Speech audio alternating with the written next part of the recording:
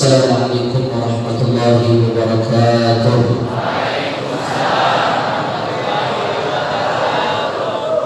Alhamdulillah, wassalatu wassalamu ala rasulillah Sayyidina Muhammad ibn Abdullah wa ala alihi wa sahbihi wa man wala, amma ba'd.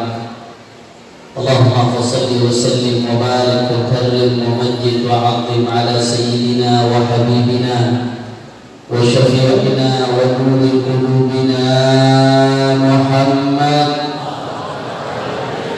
al-Fatih lima ughliqa wal khatim lima sabaq nasiril haqqi bil haqq wal hadi ila siratal mustaqim wa ala alihi wa sahbihi haqqa qadrihi wa miqdarihi al-azim ya fattah ya alim, amma ba'd.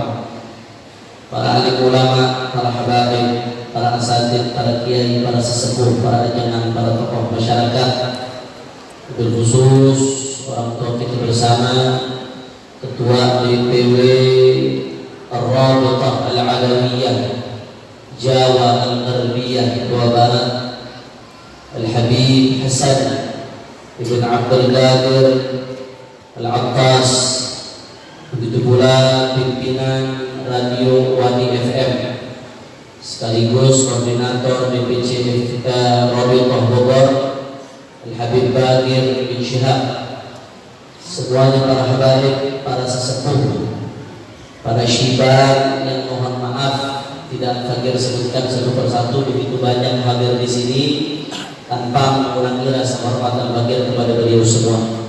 Kita doakan mudah-mudahan habaib kita, ulama kita, kiai kita, sesepuh kita, Allah panjangkan umurnya, Allah sehatkan badannya, Allah lapangkan rezekinya, Allah kabul hajat-hajatnya, amin ya rabbal.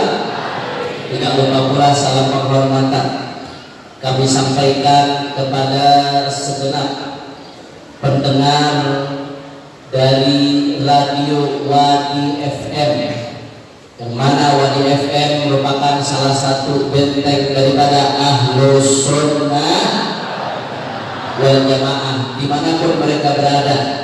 Mudah-mudahan segenap pendengar, mustami'in dan mustami'at Radio Wadi FM selalu diberkahi oleh Allah Subhanahu wa Ta'ala.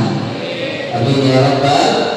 Dan salam penghormatan yang paling istimewa saya sampaikan kepada segenap DKM Masjid Amaliyah, hadirin hadirat, muslimin muslimat, mukminin mukminat yang hadir pada kesempatan kali ini. Semua angkat tangannya, kita minta sama Allah, mudah-mudahan tidaklah kita keluar dari tempat ini kecuali semua dosa kita diampuni oleh Allah, dan sakit Allah angkat penyakitnya, Allah sehatkan badannya, semua yang hadir dilapangkan rezekinya, dikabul hajat-hajatnya, amin ya rabbal alamin. Hadirin kiram, alhamdulillah pada pagi hari ini kita berkumpul dalam rangka pembukaan pengajian bulanan Wadi FM yang insya Allah selalu diberikan keistiqomahan dan keberkahan dari Allah Subhanahu wa Ta'ala. Sebelumnya saya minta maaf kepada para syibab, kepada para habaib, karena saya duduk di bangku, mohon izin karena ngaji pegang laptop ada materi PowerPoint sehingga saya nggak bisa untuk berdiri. Kalau mungkin kan pegang laptop dalam keadaan berdiri, mohon ridho, mohon izin dari para syibab, para habaib. Nah, insya Allah pada kesempatan kali ini kita saat ini berada di bulan Dzulqa'dah. Sebentar lagi kita akan masuk bulan Dzulhijjah. Di bulan Dzulhijjah ada hari raya Idul Adha. Salah satu syiar yang kita diperintahkan umat Islam untuk menegakkan di hari raya Idul Adha adalah syiar kurban.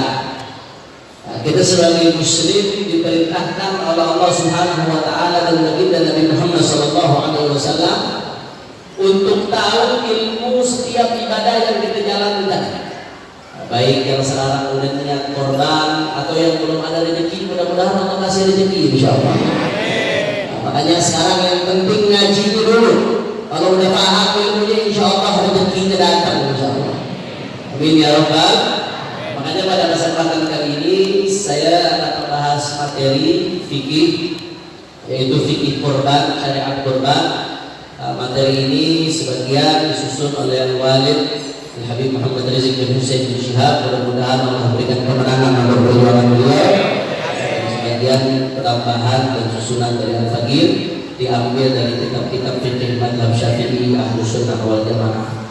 Nah, kita mulai dari yang pertama, definisi korban. Jadi ini butuh konsentrasi datang ngaji. Yang bawa pulpen, yang bawa kitab, catat. Yang nggak bawa pulpen, nggak ada kitab, bisa catat pakai note di handphone. Kalau nggak bisa catat juga di handphone, minimal konsentrasi. Ta'rif korban, definisi korban. Apa sih itu korban?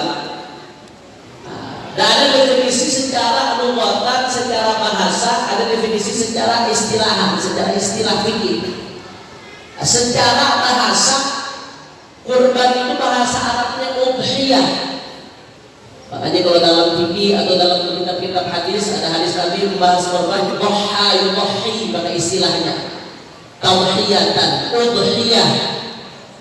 Udhiyah itu artinya apa? Pengorbanan. Jadi bahasa Arabnya udhiyah artinya pengorbanan, makanya disebut korban. Nah, coba ini di bagian perempuan, materi ini belum keluar nih itu slide-nya.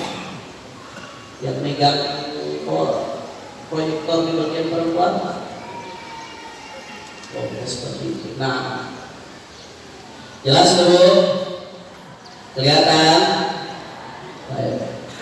Jadi secara bahasa Arab kurban itu udhiyah. Diambil dari kata dhuha yudhi tauhiyatan, isim masdarnya udhiyatan. Artinya apa? Dhuha yudhi artinya berkorban, mengorbankan diri, yudhi nafsah, mengorbankan dirinya, yudhi bimalihi artinya mengorbankan hartanya. Makanya dalam bahasa Indonesia disebut kurban, karena di situ ada pengorbanan dan ada nilai historis, ada nilai sejarah di situ. Bagaimana kisah Nabi Ibrahim dengan putranya yang sebagaimana kita sudah sama-sama tahu. Kemudian yang kedua, secara istilah, kurban itu adalah hewan kurban yang disembelih pada hari raya kurban dan hari-hari tasyrik untuk mendekatkan diri kepada Allah Subhanahu wa Ta'ala. Nah, di sini ada beberapa unsur dalam definisinya. Yang pertama, hewan kurban. Artinya nggak semua hewan bisa dipakai buat kurban, hanya hewan-hewan tertentu, nanti akan dijelaskan. Kemudian yang disembelih pada hari raya kurban dan hari-hari tasyrik, artinya ibadah kurban itu ada waktu tertentu, nggak setiap saat ibadah kurban bisa dilaksanakan. Kemudian tujuannya untuk mendekatkan diri kepada Allah Subhanahu wa Ta'ala. Ini definisi daripada kurban. Nah, sekarang kita masuk dalilnya. Apa sih dalil masyru'iyahnya? Dalil bahwasanya yang namanya kurban itu disyariatkan. Yang pertama di dalam Al-Qur'an, Allah Subhanahu wa Ta'ala berfirman, "Fasholli li rabbika wanhar." Fasholli li rabbika wanhar. Ulama ahli tafsir menjelaskan maksudnya fasholli li rabbika di sini menurut pendapat yang paling populer di kalangan ahli tafsir, fasholli li rabbika ay salata Idul Adha. Salatlah untuk Tuhanmu. Maksudnya salat untuk Tuhanmu di sini adalah salat Idul Adha. Makanya lanjutannya wanhar, dan sembelihlah. Habis salat nyembelih. Makanya itu penafsiran yang paling populer di kalangan ulama. Karenanya ada diskusi di antara ulama mana yang lebih afdal, sholat Idul Fitri atau Idul Adha. Idul Fitri setelah Ramadan, Idul Adha hari raya kurban, mana yang lebih afdal? Banyak ulama yang mengatakan sholat Idul Adha lebih afdal. Kenapa? Karena perintahnya langsung di Al-Quran. Fasholli li rabbika wanhar. Fasholli, dan sholatlah untuk Tuhanmu. Sholat di situ maksudnya apa? Itu sholat Idul Adha, wanhar, dan berkorbanlah, sembelihlah. Itu dalil yang pertama, perintah dari Allah Subhanahu wa Ta'ala. Jadi dalil kurban ayatnya kita apa? Sering kita baca, inna a'tainakal kautsar. Kemudian yang kedua dari hadis Nabi sallallahu alaihi wasallam, ada banyak hadisnya. Salah satu hadis yang diriwayatkan oleh Imam Al-Bukhari dan Muslim, hadis fi'li tentang perbuatan Nabi. Para sahabat bercerita, anna Nabi sallallahu alaihi wasallam duha bi kabshayn amlahayn aqranayn wa samma wa kabbar wa wada'a rijlahu ala sifahihi. Kata sahabat, Nabi sallallahu alaihi wasallam itu duha bi kabshayn. Nabi ketika hari raya Kurban menyembelih 2 kambing. Kambing yang Nabi sembelih sifatnya bagaimana? Amlahain. Amlah itu artinya adalah putih warnanya tapi ada hitam-hitamnya. Itu kambing yang disembelih oleh Nabi. Amlahain, 2 kambing yang putih warnanya tapi masih ada hitam-hitamnya dikit. Itu kambing yang disembelih oleh Nabi warnanya. Akranain, akranain artinya ada tanduknya itu kambing. Nanti akan dibahas bagaimana hukumnya nyembelih kambing yang nggak ada tanduknya, bagaimana nyembelih kambing yang tanduknya udah patah. Nanti akan dibahas. Akan kita bahas pada pembahasannya. Wasama, kemudian Nabi baca Bismillah. Wakabar, kemudian Nabi bertakbir. Wada'a rijlahu ala sifahima. Nabi sallallahu alaihi wasallam ketika nyembelih kambing, Nabi nyembelih dengan tangannya sendiri, Nabi kuat. Ketika Nabi nyembelih, Nabi meletakkan kakinya di atas punggung itu kambing, di bawah leher sedikit di punggung. Jadi ditekan pakai kaki Nabi sallallahu alaihi wasallam. Dan ternyata yang Nabi lakukan itu dibuktikan oleh sains. Subhanallah. Nabi 1400 tahun yang lalu Nabi nyembelih, Nabi nggak pernah baca buku sains. Pada saat itu belum ada perkembangan ilmu sains, tapi Nabi langsung diwahyukan oleh Allah Subhanahu wa Ta'ala. Makanya apa yang Nabi lakukan itu sudah pasti baik dunia akhirat, bukan cuma akhirat, dunia juga pasti baik akan Nabi lakukan. Nah, yang Nabi lakukan ketika Nabi nyembelih, Nabi naruh kakinya di atas punggung kambing, ditekan itu kaki. Nanti ada contohin ketika praktek. Ternyata para ahli menemukan dengan penelitian, di sini di punggung kambing itu ada saraf yang nyambung ke kepala kambing. Nah, sehingga ketika ditekan itu saraf, kambing lebih tenang waktu disembelih. Subhanallah. Dulu belum ada ilmu anatomi tubuh, belum ada. Sekarang setelah ada ilmu anatomi tubuh, para ulama, para ahli sains, ahli kedokteran, ahli binatang ngebedah, baru ketahuan. Ternyata di situ ada saraf yang nyambung ke kepala. Kalau saraf itu ditekan, maka itu kambing menjadi tenang, jadi nggak berontak, disembelihnya lebih gampang. Masya Allah, inilah mukjizat daripada baginda Nabi besar Muhammad. Nanti akan kita bahas di dalam cara menyembelih. Kemudian yang ketiga ijma'. Ijma' al-ulama salafan wa khalafan ala masyru'iyyati udhiyah. Ulama baik ulama salaf ataupun ulama khalaf ijma' sepakat konsensus bahwasanya yang namanya udhiyah menyembelih di hari raya Kurban itu masyru', diperintahkan oleh syariat. Masyru'nya ulama sepakat, walaupun nanti hukumnya beda-beda. Ada sebagian yang mengatakan korban itu hukumnya wajib, ada sebagian yang mengatakan korban itu hukumnya sunnah. Nanti akan kita bahas. Jadi ini 3 bedanya. Terus buat apa ada ijma? Kan udah ada Al-Quran sunnah. Ngapain lagi pakai ijma lagi disebutkan? Nah, ahli usul fikih menyebutkan ijma itu salah satu fungsinya untuk memantapkan pemahaman terhadap Al-Quran dan sunnah. Ayat Quran atau hadis Nabi secara subut, secara periwayatan yang namanya Al-Quran itu qat'i, yang namanya hadis ada kalanya qat'i, ada kalanya dhaif. Itu panjang kalau kita bahas. Tapi secara pemahamannya kadang ulama beda-beda dalam memahami. Jadi secara adanya ayat tersebut ada sama hadis. Kalau hadisnya sahih, ulama mengatakan ya hadis itu ada tabir. Atau walaupun hadis itu dhaif, tabir, ada tingkatan tertentu dia. Tapi pemahaman dari ayat atau hadis itu kadang ulama beda-beda. Kadang ulama beda-beda. Nah, dengan adanya ijma' menunjukkan bahwasanya ulama sepakat sepemahaman di dalam memahami ayat dan hadis bahwasanya yang namanya kurban itu masyru', diperintahkan oleh syariat. Kira-kira jelas atau tidak? Makanya kalau ada yang Ada orang-orang liberal yang belakangan datang orang-orang mengatakan, itu syariat korban itu kejam, itu pembantaian massal itu.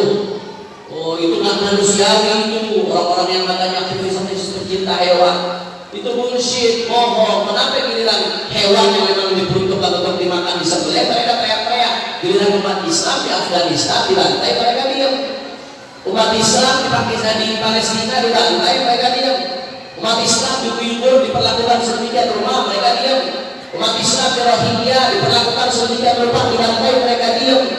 Giliran binatang dipotong padahal wajib lain yang dimakan teriak-teriak, kira-kira kawal atau tidak? Jadi ijma, udah konsensus, ijma, sepakat ulama dari zaman Nabi, sahabat, tabi'in sampai detik ini semua ijma sepakat bahwasanya yang namanya kurban itu masyru', diperintahkan oleh syariat yang lebih dari Nabi Muhammad sallallahu alaihi wasallam. Nah, ini dalilnya. Kemudian hukum kurban itu apa?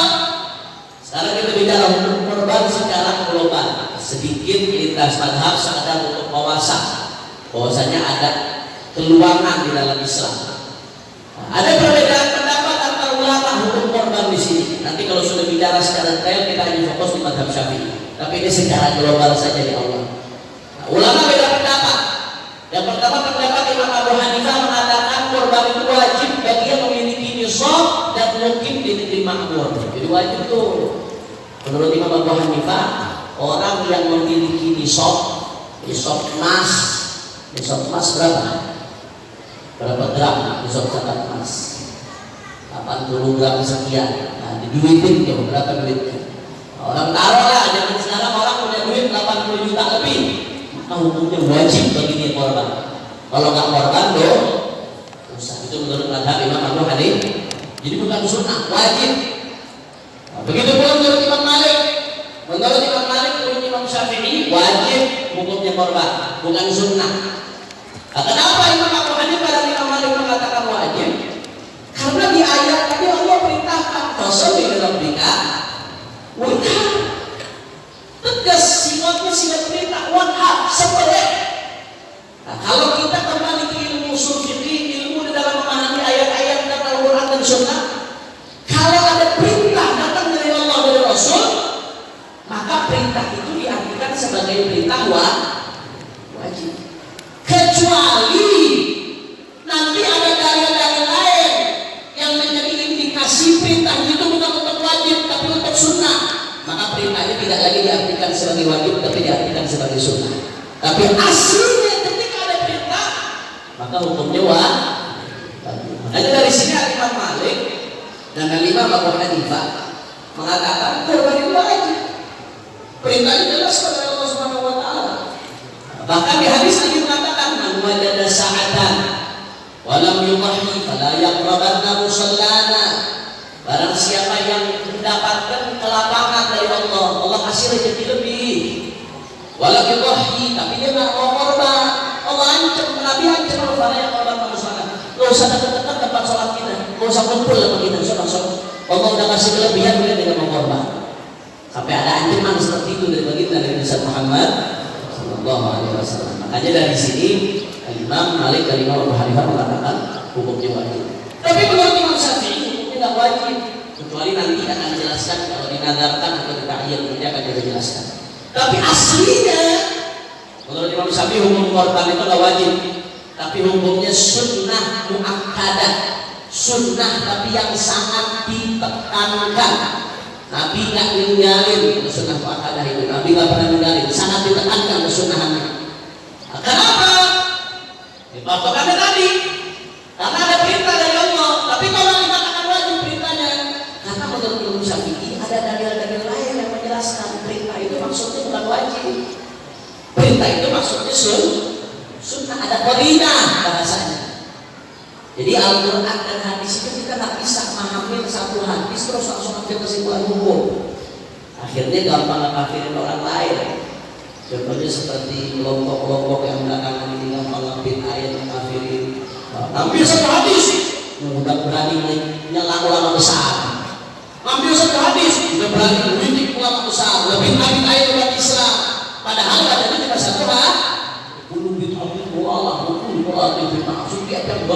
bid'ah, setiap bid'ah sesat, setiap sesat di neraka. Wah, maulid ada di zaman Nabi sesat tuh, neraka. Tahlil ada di zaman Nabi sesat tuh, neraka. Yang begitu ada apa enggak? Itu tuh penyakitnya kurang ngaji, kurang ngaji. Tak bisa orang ngaji Quran satu hadis doang, ngaji hadis satu hadis doang, ngaji Quran satu ayat. Ayat Quran dan hadis satu sama lain saling menafsirkan, saling melengkapi. Makanya ada ulama tulis tafsir judulnya Adwaul Bayan di tafsir Quran bil Quran, Syekh Syuuti. Tafsir ayat Quran dengan Quran. Imam Ibn Katsir, itu tafsir beliau termasuk kategori tafsir bil ma'thur. Beliau banyak menafsirkan ayat dengan hadis-hadis dari Nabi Muhammad sallallahu alaihi wasallam. Enggak bisa belum nanti tolak terus dengan kesimpulan. Enggak sampai di situ, Saudara. Lihat dong ada hadis lain. Di hadis lain Nabi mengatakan, hadisnya sama-sama sahih. Man sanna sunnatan hasanatan falahu ajruha wa ajru man amila biha min ghairi an yanqati min ujurihi syai'. Barang siapa yang membuat sesuatu yang baru tapi baik, yang baru tapi baik, maka dia dapat pahala. Dan dapat pahala orang yang ikutin terus nyambung itu pahala, nggak terputus. Artinya apa? Hadis saya Nabi jelaskan, nggak semua yang baru itu sesat, ada juga yang baru yang baik. Berarti hadis yang tadi mesti dikaitkan dengan hadis yang ini. Yang dimaksud Nabi sesuatu yang baru itu sesat, yaitu bid'ah yang sesat, bid'ah yang jelek, bid'ah yang buruk. Kayak dangdutan, aurat kelilingan. Di zaman Nabi ada apa ada? Berarti bid'ah lah. Itu baru kita lama. Apa jadi dari mulut maulid? Oh, boleh dari dunia ini. Betul. Orang duduk di dia maulid di mulut kita. Masya Allah. Inna lillahi. Kita kembali ke pembahasan. Kalau kata tukul dari laptop ini. Dari Nabi Imam Syafi'i memahami itu sunnah. Mau kata Imam Syafi'i memang ada perintah, tapi ada dalil-dalil lain yang menunjukkan perintah itu bukan perintah wajib, tapi perintah sunnah. Apa dalilnya? Satu, hadis yang diriwayatkan oleh Imam Tirmidzi bahwasanya Nabi mengatakan umirtu bin nahri wa huwa sunnatun lakum. Aku diperintahkan untuk nahar, korban. Wa huwa sunnatun lakum. Dan itu bagi kalian sunnah. Berarti sunnah apa? Berarti sunnah apa wajib? Sunnah. Ada dalil lain yang menafsirkan dari Imam Syafi'i. Nah, kemudian di hadis lain, riwayat Imam Darqutni, Nabi mengatakan kutiba alaikum nahar wa laysa biwajibin alaikum. Diwajibkan bagiku kurban nahar, wa laysa biwajibin alaikum, tapi itulah wajib bagi kalian. Bagi Nabi wajib hukumnya. Ini termasuk keistimewaan Nabi, khususan dari min khasa'is Nabi sallallahu alaihi wasallam. Kurban bagi Nabi hukumnya wajib. Tapi kata Nabi bagi kalian tidak wajib. Makanya Imam Syafi'i mengambil kesimpulan, oh berarti perintah yang di atas itu perintah untuk sunnah. Kemudian di hadis lain riwayat Imam Muslim, Nabi mengatakan idza ra'aitum hilalal hijjah wa arada ahadukum an yudhhiya falyumsik an sya'rihi wa anfarihi. Manakala kalian melihat hilal di bulan Dzulhijjah, sudah masuk bulan Dzulhijjah, wa arada ahadukum an yudhhi, dan salah satu di antara kalian ingin menyembelih, maka falyumsik an sya'rihi wa anfarihi, maka jangan dipotong rambut atau kukunya. Ini perintah dari Nabi. Perhatian baik-baik, Nabi mengatakan wa arada ahadukum an yudhhi, dan salah satu di antara kalian ingin menyembelih, ingin korban. Berarti Nabi nyerahin yang pengen korban. Berarti yang nggak pengen korban boleh apa enggak? Boleh. Kira-kira jelas tidak? Nah, dari hadis ini Imam Syafi'i ngambil kesimpulan, oh berarti perintah tadi wanhar dan berkorbanlah. Perintah di sini nggak menunjukkan arti wajib, tapi perintah di sini menunjukkan arti sunnah. Kira-kira jelas tidak? Itu secara global. Kemudian secara rinci dalam mazhab Syafi'i apa hukumnya korban? Tadi sudah dijelaskan. Secara aslinya hukum korban dalam mazhab Syafi'i sunnah muakkadah. Kenapa sunnah muakkadah? Karena dianjurkan di Al-Quran dan Sunnah. Kemudian ada ancaman dari Nabi bagi yang mengabaikan. kemudian ada penekanan dalam anjuran, dan Rasulullah selalu berkorban. Makanya hukumnya sunnah muakkad, bukan sunnah biasa, sunnah muakkadah. Makanya orang kalau mampu korban, sebab sebagaimana mampunya nanti akan dijelaskan. Nah, orang kalau mampu korban tapi dia nggak korban, hukumnya makruh, nggak disukai sama Allah Subhanahu wa Ta'ala. Sunnah muakkadah. Yang kedua, hukumnya sunnah kifayah. Kapan ya hukumnya sunnah kifayah? Sunnah kifayah ini kalau satu melakukan, maka tuntutan untuk melakukan itu gugur. Itu sunnah kifayah. Ada fardhu ain, ada fardhu kifayah. Ada sunnah ain, ada sunnah kifayah. Fardhu ain contohnya seperti apa? Sholat. Setiap orang yang mesti melakukan sholat. Nggak bisa satu orang sholat, satu warga yang lain gugur nggak perlu sholat lagi, nggak bisa begitu. Itu fardhu ain. Tapi ada yang namanya fardhu kifayah. Fardhu kifayah itu sekiranya udah dilakukan oleh orang-orang yang bisa melakukan, yang lain tuntutannya gugur. Seperti apa? Amar ma'ruf nahi munkar. Ada orang mabuk misalkan di dekat rumah kita, kemudian orang di sekitar situ tuh semuanya wajib negur. Kalau nggak ada yang negur, dosa semua tuh yang tahu tuh, dosa semuanya nggak ada yang negur. Nah, andai kata satu aja negur, maka yang lain nggak wajib lagi. Kira-kira jelas atau tidak? Yang lain udah gugur, karena udah cukup dilakukan dengan satu. Itu namanya fardhu kifayah. Tapi ada juga namanya sunnah kifayah. Sunnah kifayah itu bagaimana? Ada sunnah ain, ada sunnah kifayah. Sunnah ain itu setiap orang disunahkan untuk melakukan. Contoh sholat duha. Sholat duha itu setiap dari kita disunahkan untuk sholat duha. Andai kata di rumah, satu rumah, bapaknya udah sholat duha, anaknya tetap disunahkan sholat duha kan? Tetap. Andai kata di satu rumah suami sholat duha, istrinya tetap sunnah sholat duha kan? Tetap.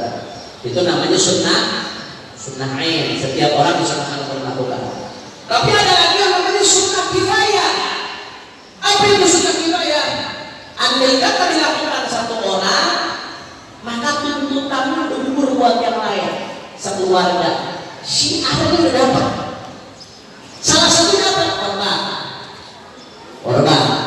Nah, di dalam mazhab Syafi'i untuk satu keluarga ini maksudnya apa? Ulama menjelaskan. Satu keluarga ini yang satu nafkah itu dianggap satu keluarga. Nah, satu keluarga yang satu nafkah dinafkahi satu orang ini, andai kata satu di antara mereka sudah korban, maka syiarnya di rumah itu udah dapat. Paham apa kagak? Tuntutan untuk melakukan di rumah itu udah gugur. Walaupun yang mendapat pahala korban ya cuma satu orang doang, kecuali dihadiahin pahalanya itu bisa. Yang korban itu cuma satu orang doang, bukan berarti satu kambing itu bisa buat satu keluarga korban, enggak. Tapi andai kata di satu keluarga ada satu orang lagi yang korban, nah maka itu tuntutan sunnahnya udah gugur, artinya syiarnya udah dapat di rumah itu. Andai kata yang lain yang korban udah gak makruh buat keluarga itu. Kira-kira apa Pak ada? Nah, kalau satu keluarga mampu mereka, tapi gak ada yang korban, maka sekeluarga itu dapat hukum makruh, gak disukai sama Allah Subhanahu wa Ta'ala. Tapi satu lagi ada yang korban di satu keluarga, syiar itu dapat di keluarga itu. Tapi jangan salah paham, bukan berarti satu kambing buat satu keluarga, satu kambing cuma buat satu orang, tapi syiarnya udah dapat buat satu keluarga. Begitu juga sunnah kifayah bagi siapa? Bagi imam negara berkorban dari Baitul Mal untuk muslimin. Sunnah. Presiden, menteri, korban diniatkan buat rakyat, sunnah. Makanya diingat dulu pernah MS pernah sekali dapat sapi dari dinas pariwisata. Maka saya pernah dapat sapi korban dari dinas pariwisata. Waktu mau menyembelih, Walid dari Masjid sudah Mekah tanya, Habib ini korbannya atas nama siapa? Kata beliau atas nama al-muslimin, sya'ab Indonesia al-muslimin. Jadi korbannya Bismillah, Allahumma hadihi minka wa ilaika fataqabbal min sya'ab Indonesia al-muslimin. Ya Allah, ini darimu kembali untukmu, maka terimalah ini untuk rakyat Indonesia yang muslim, karena korban hanya untuk muslim. perlu dikasih nama. Nanti kalau dapat korban dari kementerian apa misalkan dapat sumbangan korban, jangan diniatin duit pribadi, itu bukan duit pribadi, itu duit rakyat, duit negara. Oh orang dapat korban nih dari kementerian ini, pakai duit kementerian, kalau kecuali duit pribadi menterinya. Duit pribadi menterinya dikasih ke masjid, nah itu terserah deh masjid mau pakai buat nama siapa itu lain. Itu namanya dia kasih sapi. Nah, tapi kalau dari duit negara dipotong, maka itu niat korbannya untuk umat Islam itu deh. Paham atau tidak? Itu sunnah kifayah bagi imam untuk korban keperhatian yang muslim. Kemudian yang ketiga ada kalanya korban untuk rukun wajib. Perhatian baik-baik, ini banyak yang salah nih, banyak yang keliru. Ada kalanya korban hukumnya wajib dalam mazhab Syafi'i. Kalau korban wajib, kenapa Beb? Apa bedanya? Kalau korban wajib nanti akan dibahas di bagian distribusi. Korban wajib orang yang korban tak boleh makan sedikit pun dagingnya. Itu korban yang wajib. Beda dengan korban yang sunnah, dia boleh makan. Akan dijelaskan nanti. Korban wajib orang yang hebat tak boleh makan. Sama sekali sedikit dia nggak boleh makan. Kalau dia makan dia harus ganti. Dia dan keluarga tidak boleh makan korban wajib. Bagaimana korban wajib itu dalam mazhab Syafi'i? Kapan korban jadi wajib hukumnya? Yang pertama kalau dinadarkan. Dia nadar misalkan dia namanya siapa? Tajudin. Tajudin nadar. Kalau saya ngelamar Neng Aisyah diterima, maka tahun ini saya akan korban, saya nadar akan korban. Nadar bukan dong? Diterima nadarnya, maka dia wajib korban nggak? Kalau dia korban, dia nggak boleh makan daging korbannya. Sedikit dia nggak boleh makan. Dia dan keluarga nggak boleh makan. Jelas atau tidak?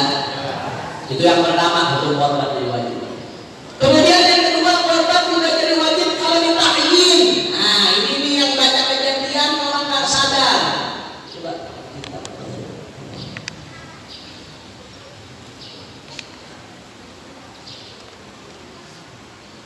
banyak yang orang nggak sadar nih masalah tahyin. Tahyin itu bagaimana yang menjadikan korban wajib? Kalau ada orang mengatakan hadihi udhiyat, dia punya kambing, dia tunjuk kambingnya, ini korban saya.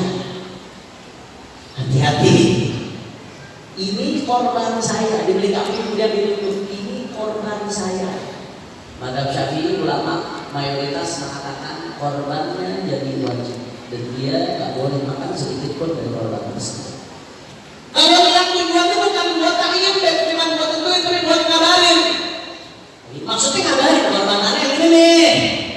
Bagaimana? Menurut mayoritas mazhab Syafi'i tetap jadi wajib, dia nggak boleh makan. Hati-hati, saya udah paham nih. Tapi ada pendapat dalam mazhab Syafi'i, yuktafadil awam, orang yang nggak ngerti dimaafin. Nah, kalau niatnya maksud aneh ngabarin, ada yang nanya, ini kambing korban yang mana? Ini korban aneh. Menurut sebagian ulama mazhab Syafi'i, orang awam nggak ngerti kalau itu jadi wajib. Maka kalau udah terlanjur kejadian begitu bagaimana? Kalau niat ngabarin, menurut sebagian ulama maka tak jadi wajib, tetap korban sunnah. Kalau korban sunnah berarti dia boleh mah?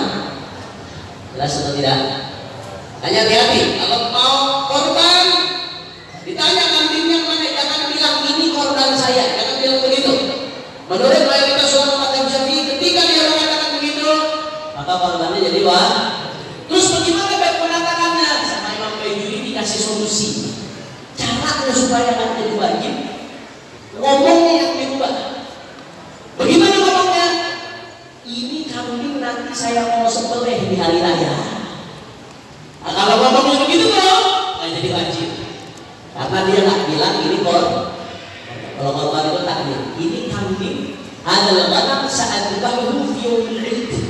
Ini kambing nanti saya mau sembelih di hari raya. Nah, kalau bahasa begitu, maka nggak wajib. Tetap korbannya korban sunnah. Beda kata-kata doang ribet banget sih. Kata-kata itu memang punya pengaruh hukum. Makanya dalam nikah orang ngomong apa namanya ankah tuka wazawaj tuka nggak bisa diganti dengan kata-kata lain. Padahal sama-sama kata-kata. Saya pertahukan kamu nggak bisa. Harus saya nikahkan, harus saya kawinkan. Islam begitu, kata-kata itu bisa sangat berpengaruh dalam hukum. Jelas atau tidak? Nah, sekarang udah paham nih. Nah, kalau mau korban, kalau nggak ada niat untuk jadikan korban wajib, maka jangan bilang ini korban saya. Jangan. Menurut mayoritas pendapat mazhab Syafi'i, ketika dia mengatakan ini korban saya, itu namanya ta'yin, maka korbannya jadi korban wajib. Kalau korbannya korban wajib, nggak boleh dimakan daging korban. Nah, tapi bagaimana kalau ada yang tanya, ini kambing saya mau sembelih nanti di hari raya, jelas atau tidak? Kemudian kapan sih waktu korban? Jadi dijelaskan korban itu ada waktu tertentu. Kapan waktu korban? Nah, waktu korban itu ada masuknya, ada waktu awalnya, ada waktu akhirnya. Waktu awalnya kapan? Setelah terbit matahari di hari raya Idul Adha, sekiranya sudah masuk waktu untuk sudah cukup waktu untuk sholat id dan khutbahnya, udah berlalu waktu tersebut, maka udah boleh korban walaupun belum sholat. Jadi begini hari raya Idul Adha berapa Dzulhijjah? Tanggal berapa Dzulhijjah? 10 Dzulhijjah. Kapan masuk waktu korban? Terbit matahari tanggal 10 Dzulhijjah. Sekarang isyraq terbit matahari jam berapa? Sampai ketahuan nih, yang mana yang habis subuh tidur lagi, yang mana yang nggak sholat subuh, yang mana yang nggak tidur lagi, ketahuan. Isyraq jam berapa? Jam 6. Hampir jam 6 isyraq sekarang. Agak telat. Subuh itu sekarang 4.45. Isyraq hampir jam 6. Nah, taruhlah jam 6, taruh hampir jam 6. Nah, 10 Dzulhijjah jam 6 ditambah dengan waktu yang sekiranya dia bisa sholat dan khutbah dengan ringkas. Sholat id paling ringkas berapa menit? Taruh sholatnya 10 menit, sholatnya ringkas tuh sederhana, 10 menit sholatnya. Khutbah yang ringkas rukun-rukun doang berapa menit? Taruh 10 menit lah, 20 menit, sholat 10 menit, khutbah 10 menit, rukun-rukunnya doang. Nah, berarti jam 6 lewat 10, jam 6 lewat 20, mau udah sholat, mau belum sholat id, dia udah bisa untuk korban. Jelas atau tidak? Tapi afdalnya setelah sholat. Tapi kalau bicara kapan waktunya masuk, masuknya itu dengan terbitnya matahari di hari raya id, kemudian ditambah waktu yang sekiranya dia bisa untuk sholat dengan ringkas dan khutbah dengan ringkas. Kalau tadi contoh tadi jam lewat 20 menit, walaupun belum sholat, menurut mazhab Syafi'i, walaupun belum khutbah, kalau dia nyembelih dengan niat korban hukumnya sah karena sudah masuk waktu. Jelas atau tidak? Berarti itu awal masuknya. Berarti kalau orang khutbah, sebenarnya kalau orang menyembelih korban sebelum subuh hari id, sah nggak? Nggak sah sebagai korban. Menyembelihnya sah aja kalau memenuhi syarat, tapi nggak jadi korban, jadi sedekah biasa, bukan korban namanya. Berarti kalau orang menyembelih korban di malam hari raya Idul Fitri Idul Adha, sah atau tidak? Sah. Kenapa? Karena belum masuk waktu. Kira-kira jelas tidak? Jadi itu masuk waktunya. Afdalnya kapan deh? Afdalnya setelah sholat id dan setelah khutbah. Setelah sholat id, khutbah, baru korban afdalnya. Walaupun sebelum itu kalau sudah masuk waktu bisa, tapi kurang afdal. Karena nanti ada khilaf mazhab Hanafi. Kalau mazhab Maliki mengatakan nggak sah kalau sebelum sholat, harus sesudah sholat. Di mazhab Syafi'i sah tapi tidak afdal. Afdal itu setelah sholat, baru jadi khilaf. Nah, itu masuknya waktu. Nah, akhirnya kapan keluarnya? Keluarnya itu adalah terbenamnya matahari di akhir hari tasyrik. Hari tasyrik berapa hari? 3 hari. 11, 12, 13 Dzulhijjah. Nah, 13 Dzulhijjah terbenamnya matahari 13 Dzulhijjah, masuknya maghrib di akhir 13 Dzulhijjah. Nah, itu sudah habis waktunya korban. Jelas atau tidak? Berarti kalau ada orang korban 13 Zulhijjah habis asar, sah apa enggak? Sah. Kalau ada orang korban 12 Zulhijjah di malam hari, sah apa enggak? Sah. Tapi kalau menyembelih di malam hari, kalau nggak ada hajat, hukumnya makruh. Menyembelih di malam hari kalau nggak ada kebutuhan, ulama mengatakan hukumnya makruh. Afdal. Ngabek di siang hari. Kecuali kalau ada kebutuhan, misalkan Romito Bogor dapat sapi 1000 ekor misalkan, hadir, atau Masjid Amaliyah dapat sapi 2000 ekor. Waktu dulu tuh harus malam juga potong 2000. Kalau nggak malam potong nggak boleh akhirnya. Berarti ada hajat atau tidak? Ada kebutuhan, maka nggak makruh hukumnya nyembelih di malam hari. Tapi kalau nggak ada hajat, nggak mendesak, makruh hukumnya nyembelih di malam hari. Tapi sah selama masih dalam waktunya. Jadi masuknya di tadi dengan terbitnya matahari di hari Idul Adha, kemudian selesainya dengan terbenamnya matahari di hari Tasyrik. Jelas atau tidak? Nah, tapi afdolnya nyembelih itu tetap di hari pertama Idul Adha atau hari pertama atau kedua Tasyrik. Kenapa? Karena hari ketiga Tasyrik nanti ada beda pendapat ulama. Ada Abu Hanifah mengatakan menyembelih cuma sampai hari kedua doang. Hari ketiga Tasyrik udah nggak bisa. Makanya afdolnya guru dan minal supaya sembelih hari kita sah menurut semua mazhab. Afdolnya tetap di hari Idul Adha atau hari pertama atau kedua Tasyrik. Jangan di hari ketiga. Kalau nggak mepet-mepet banget jangan mundur di hari. Walaupun sah, bermadzhab Syafi'i dan sah, tapi nanti akhirnya jadi perdebatan. Korban kita jadi perdebatan. Nah, karena menurut Abu Hanifah nggak sah di hari ketiga Tasyrik. Kemudian yang ketiga, dan kemudian dilanjutkan lagi pelaku korban. Siapa yang dituntut untuk korban yang disunahkan? Yang pertama muslim, harus muslim. Korban adalah ibadah sehingga hanya sah dilakukan oleh muslim.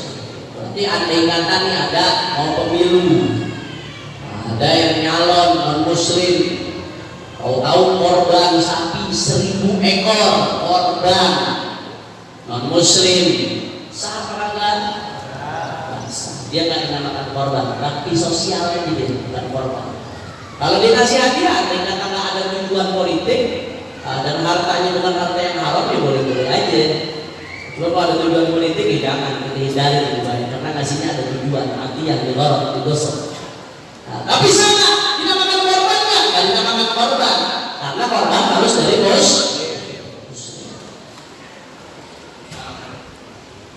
Kemudian yang kedua, syarat bahwa korban harus akil, berakal. Jadi yang disunahkan korban orang berakal, orang gila disunahkan korban atau tidak? Karena belum, karena tidak berakal. Kemudian yang ketiga, baligh.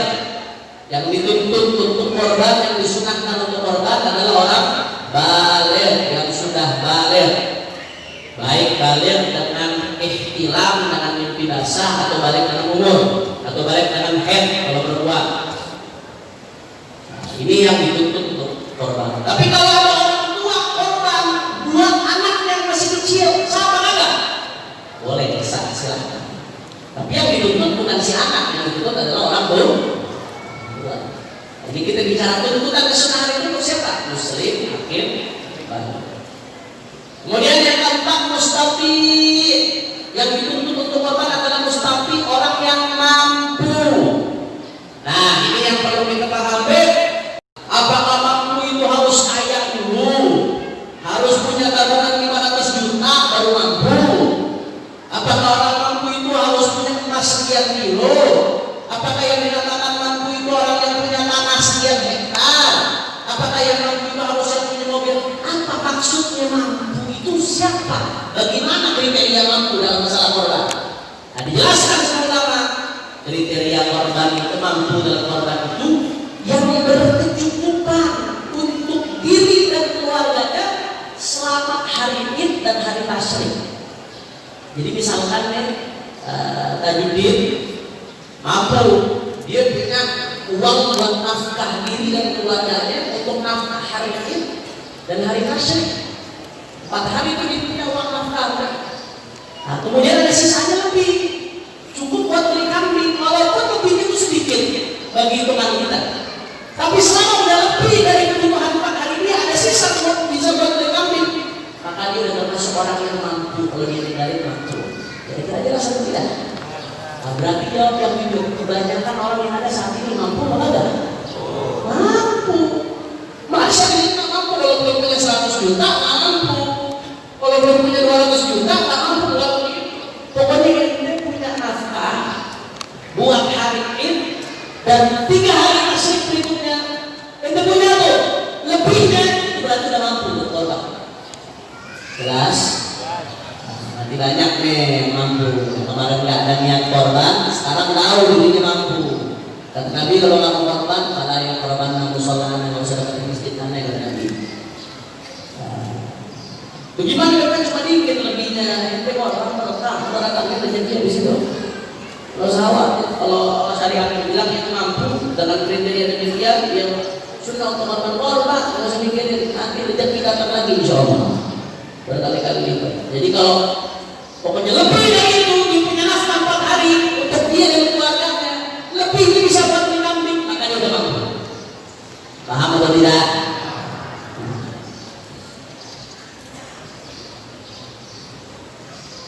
Kemudian jenis hewan kurban.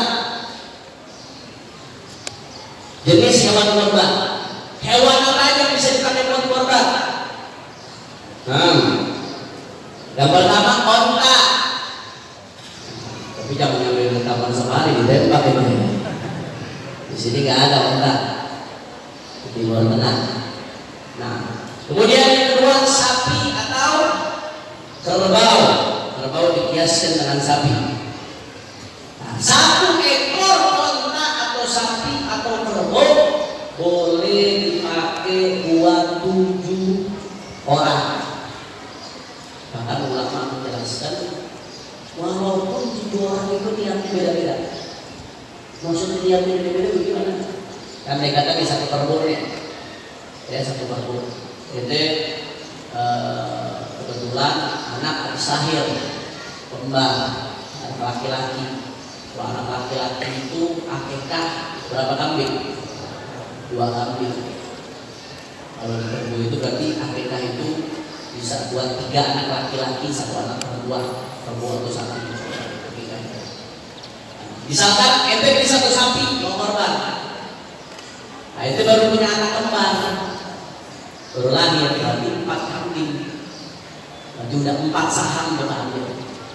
Nah, kemudian nanti mau korban, nanti buat istri, nanti semua anak itu yang gede 3. 4 tambah 3 berapa? 7.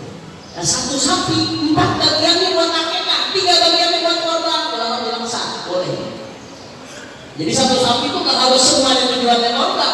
Pokoknya 1 sapi itu jangan 7. Mau 7 korban, mau 4 korban 3 akikah, mau 4 akikah 3 korban. Jelas atau tidak? Ini yang kadang-kadang kita nggak paham. Itu dijelaskan ulama. Tapi yang lebih aktual ya 1 sapi korban semuanya. 1 onta korban semuanya. Tapi andai kata 1 sapi ini kapolnya perlu ditutup, boleh. Silahkan kalau ada kalau demikian. Nah, tapi yang jelas 1 onta, 1 sapi, 1 kerbau itu digunakan untuk 7. Ada 7 kuota itu 7. Nah, kemudian yang ketiga kambing. Hewan terpakai untuk korban kambing. Nah, kambing ini hanya untuk 1 orang. Hanya untuk 1 orang. Bisa ada selain onta, sapi, kambing, kerbau? Menurut jumhur ulama enggak bisa. Hanya onta, kerbau, sapi, kambing. Selain itu tidak. Berarti korban pakai ayam bisa enggak? Korban pakai bebek bisa enggak? Korban pakai kuda bisa enggak? Walaupun ini hanya untuk orang yang benar-benar fakir, yang dia pengen korban tapi dia fakir. Ulama mengatakan ada pendapat Ibnu Abbas boleh pakai ayam, Tapi itu dulu orang benar-benar fakir, sekali dia beli dapat kesunahan tumpahin darah doang. Kalau yang mampu yang ikut-ikutan dulu mampu pakai ayam. Jadi seorang di Zatul Mustaqim naik ayam mas. Tapi itu pendapat di luar pada Ibnu Abbas. Kata Imam Bayjuri, biasanya orang-orang fakir, ulama-ulama itu disuruh deh, inti biar dapat tumpahin darah juga dapat syiar, di hari raya potong ayam juga, biar dapat syiarnya juga. Itu pendapatnya Ibnu Abbas. Tapi itu keluar dari kata-kata. Menurut para ulama dan kata-kata lainnya, cuma bisa empat binatang dari itu: sapi, kerbau, onta, dan kambing. Boleh nggak korban diganti dengan uang untuk dapetin pahala korbannya? Nggak bisa. Kalau zakat masih ada pendapat, zakat fitrah masih ada pendapat yang bisa diganti dengan uang. Pendapat pada Abu Hanifah, walaupun ada syarat-syaratnya nggak bisa sembarangan tuh. Jangan orang seenaknya bayar zakat fitrah dengan uang, itu ada pembahasan yang panjang. Dalam bulan Syafi'i nggak bisa pakai uang. Nah, tapi kalau korban, sepakat ulama yang namanya korban nggak bisa diganti dengan uang. Korban harus tumpahin darah. Kemudian syarat hewan kurban, tadi hewannya, sekarang syaratnya. Syarat hewan kurban. Yang pertama syarat umur. Hewan kurban kalau onta maka umurnya harus 5 tahun jalan 6. Nggak ada mau korban onta, kita lanjutin. Kalau sapi maka syaratnya harus 2 tahun jalan 3. Berarti sapi masih 1 tahun sah nggak buat korban? Nggak sah. Paham? Kambing bagaimana deh? Dilihat kambingnya kambing apa? Ada bon itu kambing domba. Ada yang namanya maiz. Maiz itu adalah kambing kacang. Kalau kambing domba, maka syaratnya pertama dia ada dua, maka ini ada dua. Ada kalanya dia sudah kupak. Nah, itu yang berarti tukang kambing itu biasanya tuh kambing yang udah kupak, yang belum kupak. Hanya yang ahli. Giginya biasanya udah ada yang copot. Cuman kadang-kadang zaman sekarang, mohon maaf, ada yang suka nggak amanah supaya kambingnya itu dicopotin giginya. Nah itu betul kejadian. Hati-hati. Ada yang nggak amanah supaya aku kambingnya padahal belum berusaha dicopotin giginya. Hati-hati. Itu pedagang-pedagang begitu tuh nanti nggak diakui menanti di kiamat. Alhamdulillah min rasyana hari sabina Rasulullah. Nah kambing domba dia ada dua. Ada kalanya sudah kupak, ada kalanya sudah setahun lebih. Nah, kalau kambing domba sudah kupak dan umurnya di atas 6 bulan, kalau di bawah 6 bulan walaupun begitu dicopot tetap nggak sah. Kata Bayjuri, umurnya di atas 6 bulan sudah kupak walaupun belum setahun sah buat korban. Alhamdulillah. Jadi kambing domba bukan kambing kacang, kambing domba yang umurnya sudah di atas 6 bulan, kalau sudah kupak walaupun belum setahun sah buat korban. Paham? Atau yang umurnya udah setahun walaupun belum kupak, umurnya setahun lebih walaupun dia belum kupak, sah buat korban kalau kambing domba. Jelas atau tidak? Karena ulama menggambarkan, menganalogikan kambing yang sah buat korban ini kambing yang berbalik. Jadi bukan orang aja yang berbalik, kambing juga bisa balik. Nah baliknya kambing itu ada dua. Ada kalanya dengan kupak, ada kalanya dengan ukur. Kalau orang kan balik ada kalanya dengan mimpi basah. Walaupun belum 15 tahun, tapi udah 9 tahun ke atas mimpi basah. Anak umur 11 tahun mimpi basah, balik kepada enggak? Atau dengan umur 15 tahun, ada anak-anak udah 15 tahun tapi belum mimpi basah, tapi umurnya udah 15 tahun ikhtiar, balik kemana? Itu yang kedua balik dengan umur, yang pertama balik dengan ikhtiar. Kambing juga begitu. Nah, kambing itu ada balik dengan kupak, ada balik dengan umur. Nah, kalau udah tapi syaratnya kupak boleh umur dan 6 bulan. 6 bulan lebih kupak walaupun belum setahun, udah sah kalau kambing domba. Atau setahun lebih walaupun belum kupak, sah untuk kambing domba. Nah, ada pun kambing ma'iz itu harus berusia 2 tahun ke atas, 2 tahun jalan 3. Jadi nggak sah kambing kacang umur setahun dibuat korban, bisa atau tidak? Beb, ada pertanyaan. Gimana caranya kita tahu umur kambing? Kan kambing nggak ada akte kelahirannya. Bagaimana caranya kita tahu? Nah, ulama di sini mengatakan ada banyak akte kelahiran kambing. Nah, itu kambing lebih lahir di kelurahan daftar. Tidak ada. Nah, kata ulama di situ dilihat. Kalau kambing itu emang yang jual itu yang ternak kambing, jadi emang dari lahir sama si penjual itu. Nah, dan penjual itu amanat, adil orangnya. Adil ini maksudnya amanat, bukan membohong, bisa dipercaya. Maka yang dijadiin patokan omongan si penjual. Urusan benar nggak benar kita kembalikan kepada Allah Subhanahu wa Ta'ala. Tanggung jawab dia sama Allah. Tapi kalau selama ini dia terpercaya dan itu kambing memang lahir dari lahir bersama dia, memang dia yang punya ternaknya, maka umurnya itu penentuannya dikembalikan kepada si penjual. Kita tanya di rumah kita berapa kambing kacang yang 2 tahun lebih, ya udah itu biasa patokannya itu. Tapi kalau si penjual itu nggak melihara dari lahir, misalkan kayak zaman sekarang, banyak kan penjual ambil dari Jawa Tengah, ambil dari Jawa Timur, kambing, dia nggak melihara dari lahir. Maka bagaimana? Dikembalikan kepada ahli khibrah, ahli perkambingan. Ada orang-orang yang memang udah ngerti, tukang kambing yang udah lama ngurus kambing, dia udah ngerti loh. Yang mana kambing yang udah 2 tahun, yang mana yang belum, mana yang tumpah, yang mana yang belum. Nanti kembalikan dia. Kalau dia mengatakan, oh ini kambing kacang 2 tahun lebih, oh ini kambing kerbau udah 1 tahun lebih, oh ini kan udah lebih tapi udah buka. Kalau dia mengatakan demikian, maka itu dijadikan patokan omongannya. Jelas atau tidak? Itu yang pertama. Jadi syarat hewan kurban yang pertama umurnya, dari segi umur. Kemudian yang kedua dari segi kesehatannya. Dari segi kesehatannya, qala Rasulullah sallallahu alaihi wasallam, arba'un la tujzi fil adhahi al-awra' al-bayyin 'urruha wal marid al-bayyin maradha wal arja' al-bayyin 'arjuha wal ajfa' allati la turqi. Kata Nabi, 4 jenis binatang yang nggak sah untuk korban. Apa? Yang pertama al-awra' al-bayyin 'urruha.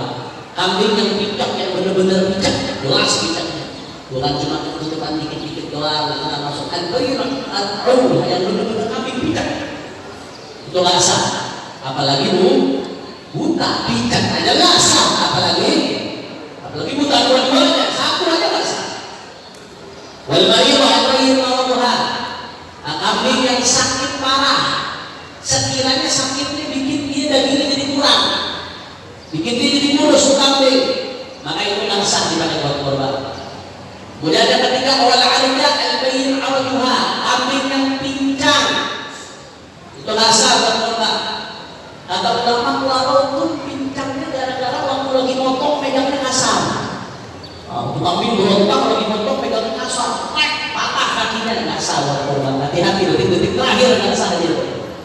Makanya mesti rapi, jangan berantakan, jangan teledor, jangan sampai kambing kakinya patah, nyiksa, dan dia nggak sah buat korban itu nanti. Kemudian yang keempat wal ajfa' allati la turqi, kambing celeng, kambing gila. Biasanya orang yang ngerti kambing, ahli kambing, tukang kambing, itu paham buat mana kambing gila yang kambing kita. Kalau anda nggak bisa bedain. Jelas ya?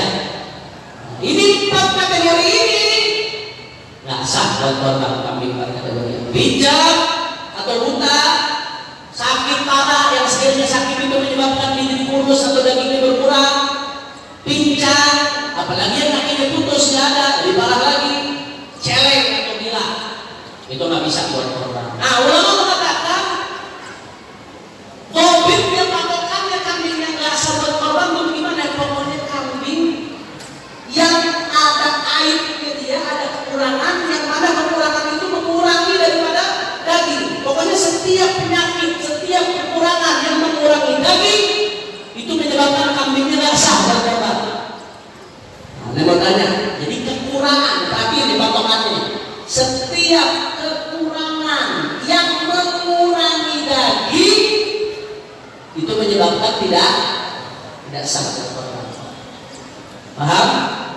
sekarang ada mau banyak. Berarti kalau buntutnya putus, dagingnya kurang nggak? Hah? Kurang nggak? Kurang. Buntut itu termasuk yang dimakan. Wah, lagi sop buntut, orang yang kawin menghindari itu. Sop buntut kata berarti. Enak sop buntut. Buntut itu termasuk yang dimakan. Makanya kalau ada kambing buntutnya putus, sangat berkorban. Karena dagingnya berkurang. Sesuatu yang dimakan yang menjadikan ribuan berkurang. Nggak sah.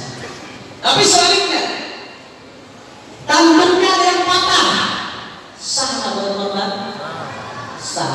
Kenapa? Karena bukan daging. Kecuali orang mengatakan kalau patahnya tanduk itu bikin dingin dan nafsu makan, jadi sakit, itu lain. Itu menyebabkan daging kurang. Tapi kalau patahnya hanya nggak tahu, nggak mengurangi daging, maka sah. Jelas tidak? Nah, pertanyaan lagi, kambing kupingnya putus setengah, salah berkorban. Kenapa? Karena dagingnya berkurang, sah. Tapi kalau kambing dikebiri, pokoknya kalau ada daging yang berkurang, yang sekiranya daging itu dimakan berkurang, maka sah. Kambing dikebiri, salah berkorban. Hah? Itu rituan kambing dimakan. Rituan kambing dimakan apa enggak? Kalau pakai normal orang tidak dimakan. Secara orang normal tidak dimakan. Makanya ulama mengatakan kalau kambing hidup ini tetap sah berkorban. Bahkan itu bisa bikin kambing jadi digempuk. Paham? Nah, pokoknya kalau sesuatu yang dimakan berkurang, itu bikin jadi nggak sah. Jelas atau tidak? Nah, kambing giginya ada yang copot. Nah, giginya ada yang copot, salah? Hah? Sah.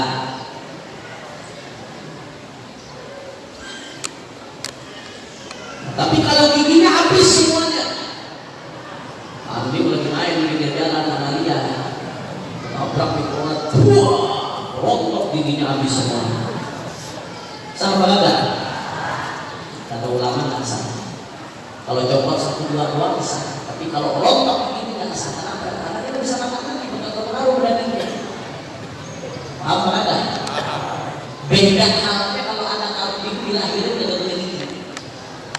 Dari kecil emang udah nggak punya gigi, nggak tumbuh, itu sah. Karena dia udah terbiasa makan walaupun nggak punya gigi, dagingnya bakal kurang. Tapi kalau kambing lagi punya gigi, itu ketabrak, hancur, giginya habis, nggak sah buat korban. Karena itu berpengaruh udah makan dia. Jelas atau tidak?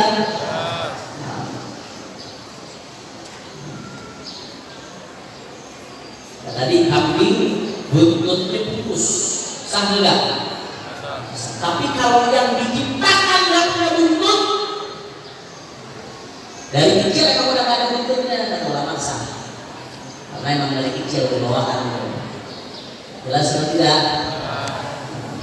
Pokoknya itu patokannya. Setiap hewan korban yang ada kekurangan yang menyebabkan sesuatu yang dimakan jadi berkurang, maka nggak sah jadi pakai hewan korban. Itu panjang ya. Tafsirnya disebutkan di kitab itu. Nah, ini tadi bahas masalah korban. Kalau kita baca kitab fikih, ada 2 hal yang nggak bisa dipisahkan. Ada masalah korban tadi itu, masalah waktunya, jenis kambingnya, aib-aibnya, distribusinya seperti apa, itu masalah korban. Ada lagi satu bab yang disebut bab adzabah, nyembelih. Korban itu ibadahnya, nyembelih itu proses penyembelihannya. Itu ada pembahasan begini sendiri. Di bab itu biasanya suka pisah gitu. Ada bab sendiri, adzabah, as-sayd wa dzabah. Menyembelih. Binatang itu dalam Islam harus disembelih. Kecuali 2 binatang yang nggak perlu disembelih. Apa yang nggak perlu disembelih?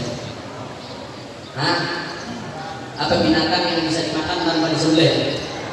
Pertama, ikan. Yang kedua, belalang. Sama wal jarot. Misalkan nih santri-santri ke kebun nyari belalang langsung ditusuk-tusuk dipanggang nggak apa-apa. Silahkan kalau doyan. Ada sih kata doyan dari ibadah. Ya, sisanya masih disembelih. Ada binatang yang kalau disembelih pun nggak halal, itu panjang bahasanya. Tapi ada binatang-binatang yang boleh dimakan, itu semuanya harus disembelih kecuali tadi samak wal jarot, ikan dan belalang. Nah, sekarang masalah penyembelih. Siapa yang boleh menyembelih? Syarat penyembelihnya itu harus bagaimana supaya sembelihannya halal?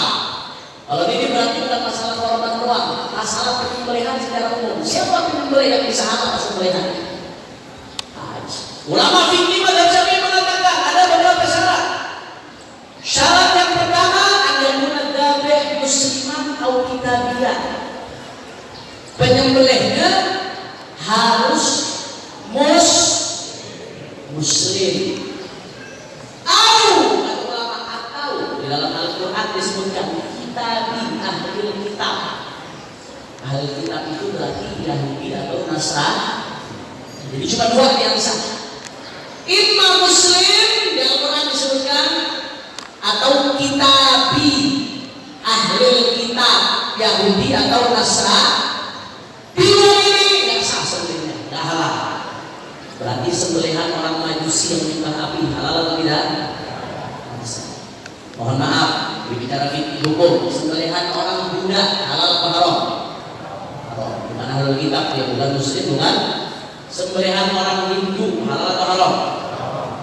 Sembelihan orang Konghucu halal atau haram? Jadi syarat penyembelih pertama muslim atau kitabian atau ahlul kitab. Tapi ahlul kitab Yahudi Nasrani ini yang perlu perhatikan nih. Ada syaratnya lagi, nggak semua Yahudi Nasrani itu sah. Nggak semua Yahudi Nasrani yang sah itu syarat tadi anda yakun al-kitabiyyu mimman asbaha huwa aw wahyu min abaihim kitabiyyan ba'da tahrim aw nasakh. Syaratnya Yahudi Nasrani yang sah sembelihannya itu Yahudi Nasrani yang memang sudah masuk Yahudi atau sudah masuk Nasrani dari zaman Nabi Muhammad belum diutus. Kalau masuk Yahudi Nasrani baru belakangan kayak di Indonesia, berarti salah sembelihannya. Nggak sah. Paham? Kita dalam hadis seperti itu. Jadi nggak semua Yahudi Nasrani sembelihannya sah. Yahudi Nasrani yang sah, Yahudi Nasrani yang udah masuk Yahudi atau Nasrani dari zaman sebelum Nabi Muhammad diutus. Ada pun Yahudi Nasrani yang kakek-kakeknya baru masuk Yahudi Nasrani setelah Nabi Muhammad diutus, berarti udah ba'da tahrif atau ba'da nasakh. Maka itu tidak sah, sembelihannya haram. Kemudian yang ketiga, syaratnya menyembelihnya bukan untuk selain Allah. Makanya menyembelih itu hanya untuk diperuntukkan untuk Allah Subhanahu. Tak boleh menyembelih ini, kambing ini, kata ulama, nggak boleh saya persembahkan untuk fulan, nggak boleh. Kalau hadiahnya dipahalain boleh, pahalanya dihadiahin, itu boleh. Jadi saya menyembelih ini untuk Allah Subhanahu Wa Taala, pahalanya saya hadiahin buat orang tua saya, boleh apa enggak? Tapi kalau saya menyembelih ini saya persembahkan untuk orang tua saya, sembelihan ini saya persembahkan untuk orang tua saya, itu nggak boleh. Harus sunnah wal jamaah sepakat itu kufur, murtad, a'udzubillah min hati. Terus bagaimana kalau dipersembahkan untuk Nabi Muhammad atau ketika nyembelih nyebut nama Nabi Muhammad, Bismillah wasmi Muhammad. Ketika nyembelih Bismillah wasmi Muhammad, bukan sholawat ya, kalau sholawat sunnah. Bismillah wassalatu wassalamu ala Rasulillah itu sunnah. Tapi ngomongin Bismillah wasmi Muhammad, bagaimana hukumnya? Ulama mengatakan nyebut nama Nabi ini ya, tujuannya apa? Kalau tujuannya Nabi tujuannya cuma tabarukan doang, bukan dipersembahkan untuk Nabi, bukan. Ini untuk Allah, Bismillah datang dari Allah, hanya dipersembahkan untuk Allah. Anda nyebut nama Nabi cuma tabaruk doang, maka kata ulama fikih hukumnya makruh. Hukumnya Bismillahirrahmanirrahim, Bismillahirrahmanirrahim. bukan bismillah Rasulullah. Walaupun tujuan kita tabarruk dari makruh, ini bukan jadi berkah, malah makruh. Itu penting ilmu, tabarruk pun ada ilmunya. Nah sembarangan orang tabarruk. Tapi itu tadi kalau tujuan tabarruk. Kalau tujuannya kan asal nyebut aja Bismillah wasmi Muhammad, asal nyebut aja. Pokoknya ya kepengen aja nyebut Bismillah wasmi Muhammad. Bagaimana hukumnya? Kata ulama, sembelihannya halal. Sembelihannya halal. Tanpa tujuan nyebut, pokoknya nyebut aja. Tapi nyebutnya hukumnya halal. Karena nggak boleh membarengkan nama Allah dengan nama lain dalam sembelihan. Tapi kalau tujuan Allah, kami ini memang ada persembahan untuk Nabi Muhammad. Untuk Allah, untuk Nabi Muhammad ada persembahan ini. Maka hukumnya apa? Harus wal jamaah sepakat. Hukumnya adalah kufur. Sembelihannya jadi bangkit, tidak halal. Alhamdulillah, amin. Kira-kira jelas atau tidak? Hanya nggak usah tuh menyebut Bismillah wasmi Muhammad jadi jangan. Kalau mau salawat berapa? Sunnah salawat. Bismillahirrahmanirrahim. Bismillah wassalatu wassalamu ala Rasulillah. Allahumma hadhihi minka wa minka ilaika fataqabbal minni. Bismillah ya Allahu akbar. Itu sunnah salawat. Tapi kalau Bismillah wasmi Muhammad ada kemungkinan kalau tujuan kita baru hukumnya makruh. Kalau tanpa tujuan hukumnya haram. Tapi sembelihannya halal. Tapi kalau tujuannya banyak untukkan Nabi dengan Allah dengan Nabi, maka hukumnya haram dan sembelihannya jadi bangkit. Jelas atau tidak? Itu syarat kedua yang pertama musyrik atau ahlu kitab dengan syarat ahlu kitab tadi, dan sekarang udah nggak ada. Jadi syaratnya kalau menurut mazhab Syafi'i yang bisa ya muslim saja. Selain muslim nggak bisa. Nah, kemudian yang kedua cara menyembelih. Ini perhatian, ini penting nih. Ini penting. Bagaimana cara menyembelih supaya sah? Ini bukan cuma korban doang, bukan menyembelih kapanpun. Di luar korban pun ini berkaitan dengan sembelihan sah atau tidak sah, halal atau halal sembelihannya. Nah, menyembelih itu ada dua kategori. Ada sempurna idealnya, ada batas minimal sah. Nah, batas minimal sah yang pertama nih. Batas minimal sah memotong hulqum. Hulqum itu saluran pernapasan. Disebut hulqum, itu harus putus. Kalau kita potong kambing itu biasanya ada kayak pipa AC. Bentuknya mirip pipa AC kecil. Itu namanya hulqum. Itu harus putus. Kalau hulqumnya tidak putus, tidak sah. Paham? Ini yang pertama. Yang kedua, nari itu saluran makanan dan minuman, adanya di bawah saluran pernapasan. Dia biasanya kayak plastik modelnya. Kalau kita nyembelih kambing, ini nggak ada contoh sih. Kalau ada contoh kita praktek satu deh sekalian. Langsung dibikin dulu dia di situ. Yang kedua yang harus dipotong saluran makanan. Ini nyembelih apapun, mau nyembelih ayam, nyembelih kambing, nyembelih bebek, minimal dua harus dipotong. Hulqum dan nari. Nari itu saluran makanan, harus diputus juga, harus dipotong. Kalau salah satu dari hulqum nari ada yang nggak kepotong atau ada yang masih belum memotongnya, maka sembelihnya tidak sah. Walaupun udah mati, itu binatang jadi bangke, tidak boleh dimakan. Paham? Itu batas minimal sah. Batas minimal sah. Idealnya seperti apa? Sempurnanya. Nah, sempurnanya hulqum mari ditambah wajdain. Wajdain itu apa? Kalau bahasa kedokteran dia arteri. Bukan arteri tempat menarik kandungan. Arteri urat pembuluh darah arteri. Jadi kalau kita ngomong kambing ada kayak sedotan kecil, tapi kayak sedotan. Itu disebut wajdain, itu tempat mengalir darah. Nah, idealnya kita harus dipotong sempurnanya. Tapi andai kan akan terpotong itu untuk hukum dan mari sah atau tidak? Tapi nanti kedokteran menjelaskan kalau wajib itu nggak terpotong, nanti aliran darahnya ini nggak benar-benar keluar. Kalau nggak benar-benar keluar darahnya nanti dagingnya nggak bagus. Kadang-kadang ada tukang daging, tukang jaga yang bandel, yang nakal, sengaja tuh wajib ini nggak dipotong, tujuannya supaya lebih berat sapi ini. Itu ada tuh yang main itu suka ada. Hati-hati makanya. Nah, pastikan kalau dipotong minimal sahnya untuk dan balik saluran pernapasan, saluran makan. Tapi mak idealnya wajib itu adanya di apa namanya? Wajib itu adanya di dekat perut, dekat saluran pernapasan. Bentuknya kayak sedotan kecil, itu idealnya kalau terpotong juga. Nah, kalau itu benar-benar terpotong, maka itu darahnya benar-benar keluar dari semuanya. Dan di mana deh yang tepat? Posisi hukum dan tarik yang tepat di mana? Ya perhatiin baik-baik ini kode nih, ini ilmu. Karena dapat dari dokter ahli penyembelihan. Dia peneliti yang memang mengkombinasikan antara sains dan syariat. Diteliti semua hikmah itu. Nah, ini kodenya. Hukum dan tarik itu posisinya motongnya pasti di mana? Perhatiin baik-baik. Beda binatang, beda ukuran. Kalau ayam ukurannya satu jari di bawah rahang.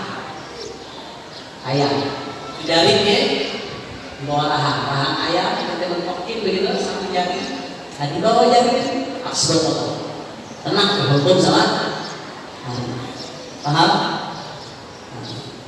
Kalau kambing 3 jari di bawah rahang itu pasnya. Yang bawah itu bisa itu kadang-kadang sudah ada masalah. Secara sah-sah terus ada masalah. Pasnya kalau kambing 3 jari di bawah rahang. Jadi tempelin jari di rahang 3 jari pas di bawah jari ketiga. Itu biasanya itu pas potong di situ.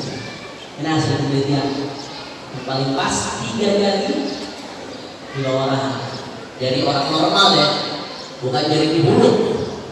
Jari mulut bulu-bulu banget itu. Mentok kalau orang jari mulut. 3 jari di bawah itu apa? Kambing 3 jari di bawah rahang. Jadi kalau dimentokin ke tulang rahang kambing 3 jari, nah itu pas tuh orang di situ. Ini bukan teknis, bukan hukum, ini teknis. Kalau sapi 5 jari di bawah rahang. 5 jari. Kita taruh jari gitu. Kalau motong, kalau jari biasanya kan di nanti biasanya di sebelah kiri, sebelah kiri ada kiblat 5 jari di bawah rahang. Di pas di bawah jari kelima itu tepat kalau memang di situ biasanya kena kultum, kena mari dan kena wajib. Paham atau tidak? Jadi batas minimal untuk sah kultum dan mari, saluran pernapasan dan saluran makan. Ideal ditambah wajib, pemundal arteri disebutnya. Modelnya kayak sedotan, kalau kita potong nanti hari ini ada bisa lihat tuh ada tulang di sini di sini. Di sedotan. Itu wajib di situ. Jelas atau tidak? Kalau wajib kalau potong, hukum hari doang sah tidak? Hah?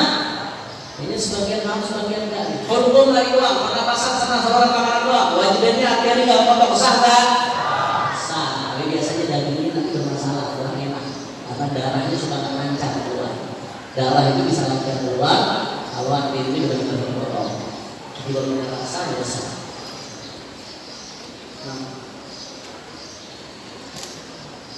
Dan perlu catatan juga, motongnya itu harus sekaligus, sekali.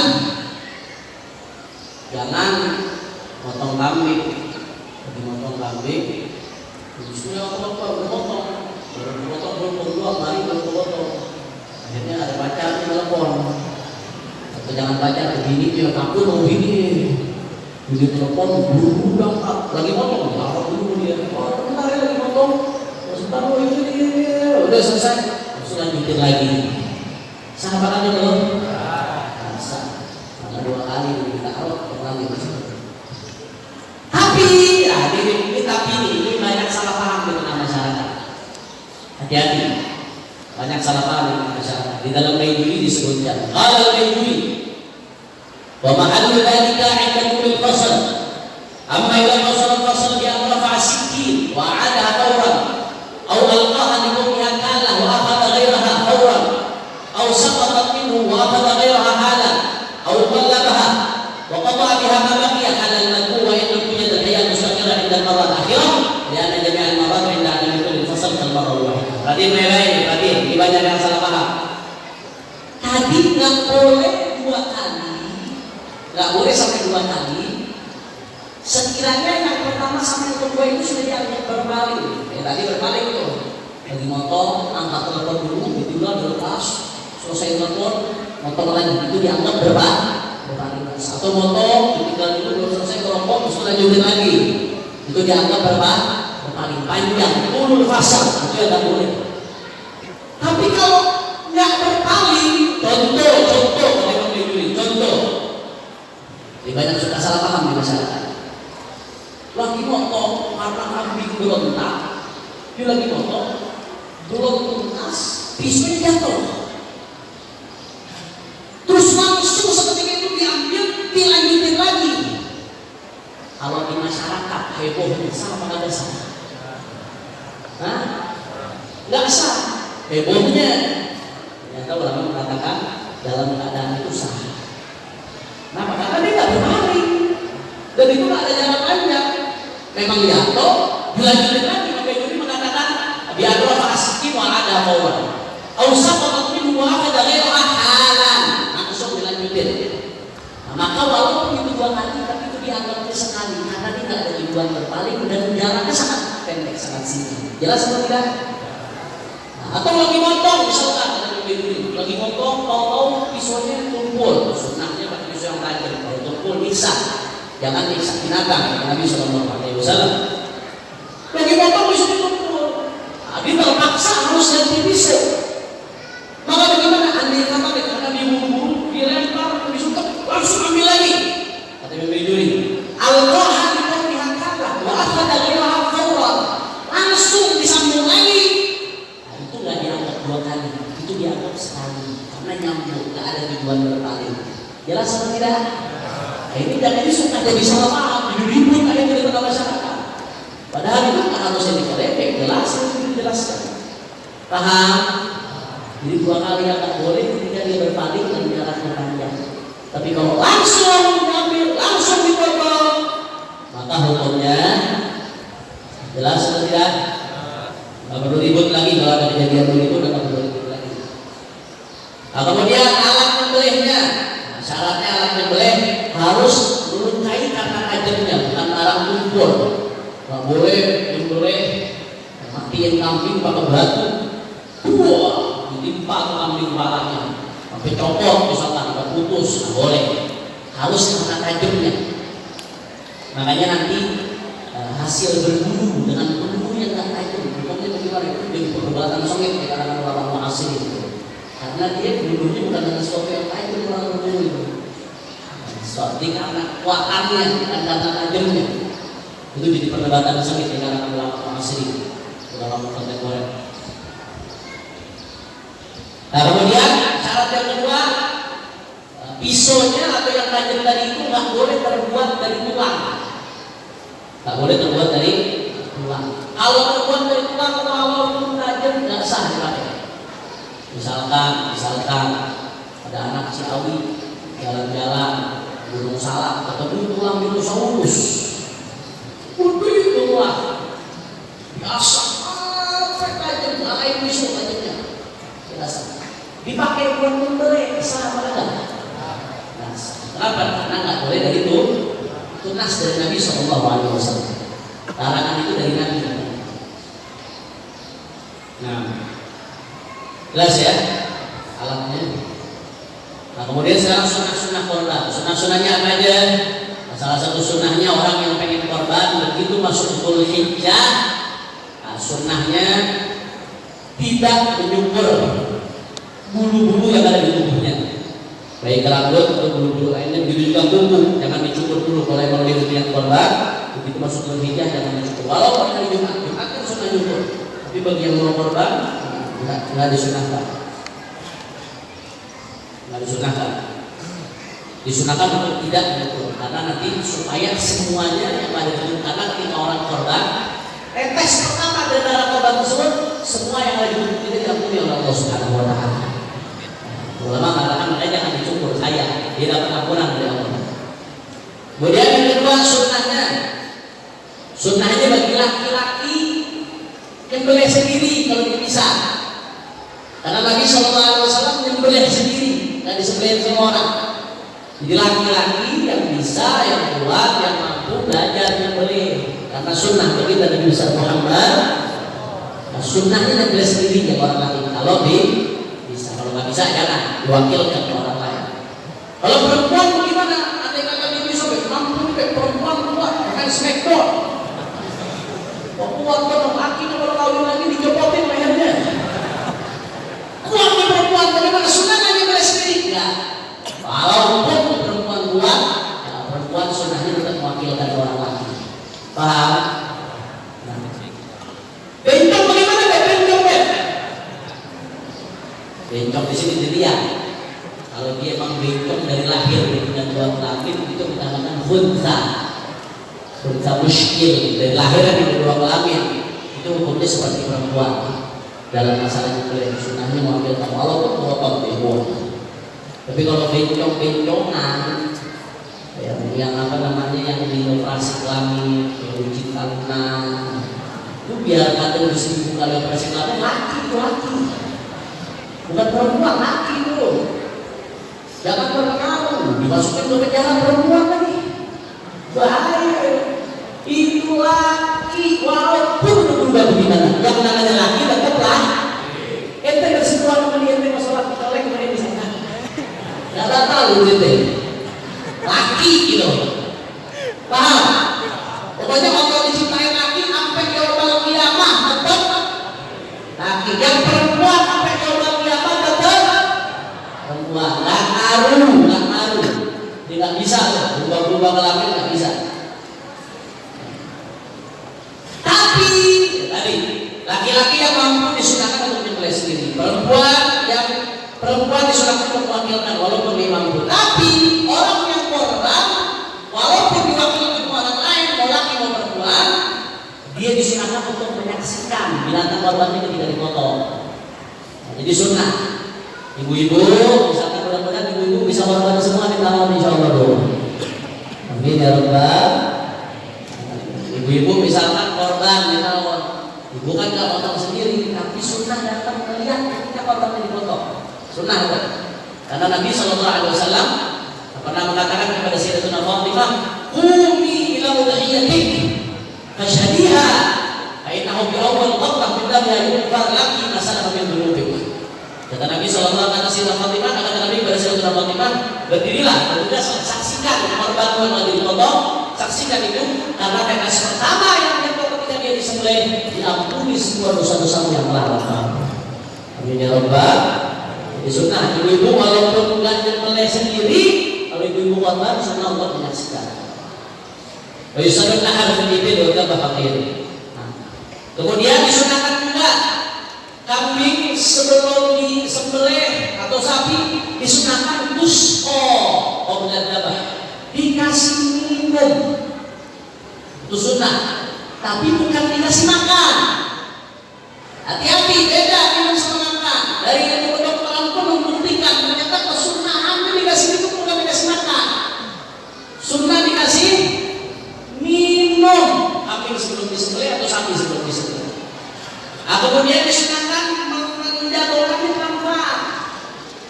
Kemudian disunahkan juga ngasah pisau yang mendekat. Tidak. Jangan di depan mati atau sapi. Jangan, itu bikin stres ya. Kalau kata dokter hewan itu jadi stres. Mau minum kaki, mau di belakang, dia bukan melihat sebenarnya. Dan dengar pendengarannya yang bikin dia sensitif. Jadi kalau mengasah pisau yang jauh, jangan dekat dia. Walaupun bahwa kibalataha, dan jangan menyembelih kambing itu depan kambing yang lain yang boleh disembelih. Jangan menyembelih korban bukan hewan ke depan hewan korban yang lain, jangan. Makanya kalau bisa tempat naruh hewan sama tempat sembelih dipisah. Karena akan jadi satu karena nyiksa yang belum disembelih. Siap ya. Luar biasa Rasulullah SAW. Sampai sama binatang Nabi sayangnya begitu. Nah, kemudian disunahkan untuk mempertajam bisu.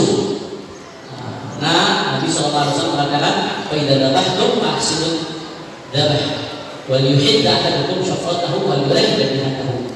Kalau kalian ingin memelihara dengan baik, tajamkan pisau sembelihnya dan buat nyaman melewati sembelihannya. Nah, kemudian disunahkan untuk baca Bismillah. Afdalnya secara lengkap Bismillahirrahmanirrahim. Hukum baca Bismillah. Nah, ini banyak yang salah paham juga nih. Hukum baca Bismillah ketika nyembelih wajib atau sunnah? Sunnah. Tapi kalau disunahkan kalau tinggalkan nggak berkah. Tapi tetap halal. Kalau kita kan selama ini tahunya orang nyembelih nggak baca Bismillah, halal apa enggak? Tahunya nggak halal. Dalam agama Syafi'i nggak wajib sunnah. Tapi kalau ditinggalkan tidak berkah. Walaupun tetap halal sembelihannya, tapi nggak berkah. Sunnah untuk Bismillah. Nah, kemudian disunahkan juga sholawat untuk Rasul Shallallahu Alaihi Wasallam. Seperti tadi kita jelaskan. Kemudian disunahkan istiqbalul qiblah bil dhabihah. Ayat wajhul apa yang katabaha al qiblah wa yatawajjah huwa ayman. Ini aneh betul dari Fathul Qarib. Sunnahnya kambingnya yang disembelih ngadep kiblat dan yang menyembelih juga ngadep. Itu gimana? Nah, coba siapa yang mau jadi contoh jadi kambing? Hah? Siapa yang mau jadi relawan? Badru, coba jadi relawan Badru. Kalau bisa korban di kawan Badru. Nah, anggap jadi kambing. Cuman gampang banget kambingnya nih. Badru, kalau jadi kambing, coba. Itu yang tiduran. Ada kesana.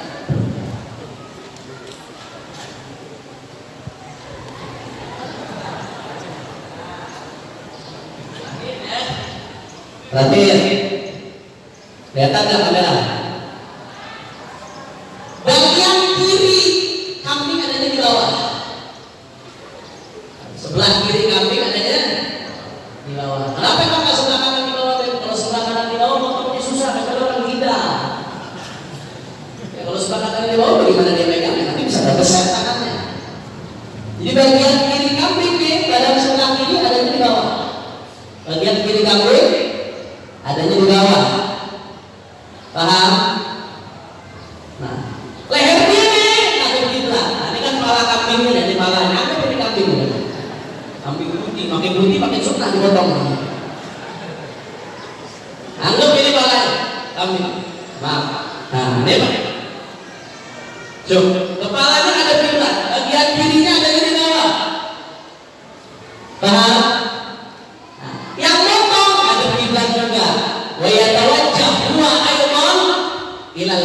Yang potong juga ngadep kiblat. Nah, jadi kambing yang ngadep kiblat, yang potong ngadep kiblat. Nah, jadi begini nih. Anggap nih kambing. Kalau kambing tadi berapa jari? 3 jari. Nanti rahangnya nih, rahang 3 jari. Nanti di sini. Ini mau dipotong mana?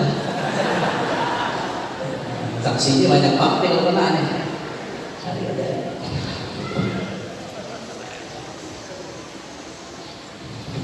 Jelas atau tidak? Ini sunnahnya. Nah, kan cukup. Bangun lagi kambing ini. Nah, sedikit lagi. Kemudian termasuk sunnah-sunnahnya korban takbir pembatasnya takbir. Sebelum baca Bismillah atau sesudahnya seperti yang biasa dibaca Bismillahirrahmanirrahim. Disunahkan 3 kali sebetulnya Bismillahirrahmanirrahim, Allahu Akbar, Allahu Akbar. Tapi andai kata sekali doang dibacanya maka udah dapat kesunahan. Nah, kemudian disunahkan doa dengan Allahumma hadihi minka wa ilaika fataqabbal minni. Kalau dia yang boleh buat diri sendiri maka fataqabbal minni. Allahumma hadihi minka wa ilaika Fataqabbal minni, kalau buat diri sendiri. Kalau dinyembelih orang lain, Allahumma hadi minka wa ilaika fataqabbal min 'abdika fulan. Siapa misalkan yang korban, atau min 'abdika fulan, atau min amatika fulana. Jadi seperti itu. Jangan nyembelih buat orang lain, pokoknya fataqabbal minni, jangan. Itu kambing orang, bukan kambing ente. Fataqabbal min 'abdika fulan, dari nyembelih orang lain. Nah, kemudian distribusi korban bagaimana? Kita masuk sekarang tahap distribusi. Yang boleh disembelih dari boleh disembelih bagaimana? Nah, kalau korbannya korban wajib, maka si pelaku korban dan keluarganya tidak boleh memakannya. Jika terlanjur memakan, maka wajib bayar dendanya, mesti diganti. Yang tadi yang dijelaskan, korban wajib baik dengan nadar atau dengan ta'yin, ditentuin. Ini korban saya, ini udhiyah saya. Itu menurut pendapat ulama korban wajib. Maka dia dan keluarga yang dia tanggung nafkahnya tak boleh ngambil itu. Harus disedekahkan semuanya. Nah, kalau sedekah, yang namanya sedekah berarti dikasih kepada fuqara dan masa, bukan dikasih kepada orang mampu. Kalau orang mampu itu namanya hadiah. Nah, kalau korban wajib mesti sedekah, semuanya disedekahkan. Tak boleh dihadiahkan. Nah, kalau korban sunnah bagaimana? Yang gak wajib yang seperti umum kita lakukan korban sunnah. Maka ada 3 pilihan opsi. Ada pilihan yang paling afdal, ada yang bagus tapi bukan yang paling afdal. Ada yang boleh. Yang paling afdal bagaimana? Yang paling afdal si pelaku korban cuma ambil dikit doang. Sisanya semuanya disedekahkan. Sedekah karena dia afdal. Jadi misalkan anak korban kambing misalkan. Yang paling afdal anak ambil sedikit tabarukan. Ulama mengatakan kalau bisa yang lebih afdal lagi yang lebih dari 3 suap untuk dimakan. Lebih afdal lagi hati yang diambil. Itu dijelaskan dalam kitab. Itu yang paling afdal. Sisanya sedekahin. Kita ngambil itu apa itu? Sekedar buat makan beberapa suap ambil berkah. Itu ya. Yang bagus opsi kedua, sepertiga untuk si pelaku korban. Ada korban misalnya, yang bagus sepertiga Anda ambil buat Anda makan sama keluarga. Sepertiganya lagi disedekahkan untuk fuqara masakin. Sepertiganya lagi dihadiahkan. Kalau hadiahkan berarti ke orang yang mampu pun boleh hadiah namanya. Kalau kita kasih ke orang yang mampu disebut hadiah, bukan sedekah. Orang dikatakan fakir atau miskin itu orang yang sekiranya dia tak punya harta sama sekali, atau dia punya harta atau punya pemasukan tapi pengeluarannya lebih besar dari pemasukan dan tidak punya simpenan, itu disebut miskin. Walaupun kayak gini misalkan, tapi pengeluaran lebih besar dari pemasukan, miskin. Pengeluaran lebih besar dari pemasukan disebut miskin. Jadi yang afdal ambil dikit, sisanya sedekah. Yang bagus sepertiga diambil untuk pelaku, untuk si pelaku korban, sepertiga diambil untuk diberikan untuk sedekah, sepertiganya lagi dihadiahkan. Yang ketiga yang opsi boleh tapi nggak afdal, tapi nggak bagus, di pelitnya, orang pelitnya ketiga itu sah, baru kan dapat pahala korban tapi pelit. Bagaimana? Diambil banyak, sisanya sedikit disedekahin. Di korban kambing 25 kilo, 24 kilo diambil, sekilonya doang disedekahin. Itu pelit medit luar biasa. Lewatan dengan begitu. Pokoknya dia sekiranya ada yang disedekahkan, ada yang memang pantas untuk disedekahkan, boleh dinamakan sedekah. Kadarnya sekilo itu, sekiranya sekilo aja disedekahin, ya sah. Tapi kalau diambil semua buatnya keluarganya, sah apa enggak? Harus ada disedekahkan oleh itu. Jelas atau tidak? Paling afdal opsi yang pertama. Kemudian ada beberapa masalah yang berkaitan dengan korban. Yang pertama, tadi bagian korban tidak boleh dijual oleh si pelaku korban. Bagian korban tidak boleh dijual oleh si pelaku korban. Anak korban, kambing, nggak boleh bagian dari korban yang dijual, walaupun tanduknya, walaupun kulitnya, ada nggak boleh jual. Paham? Nah, orang yang korban nggak boleh. Kalau orang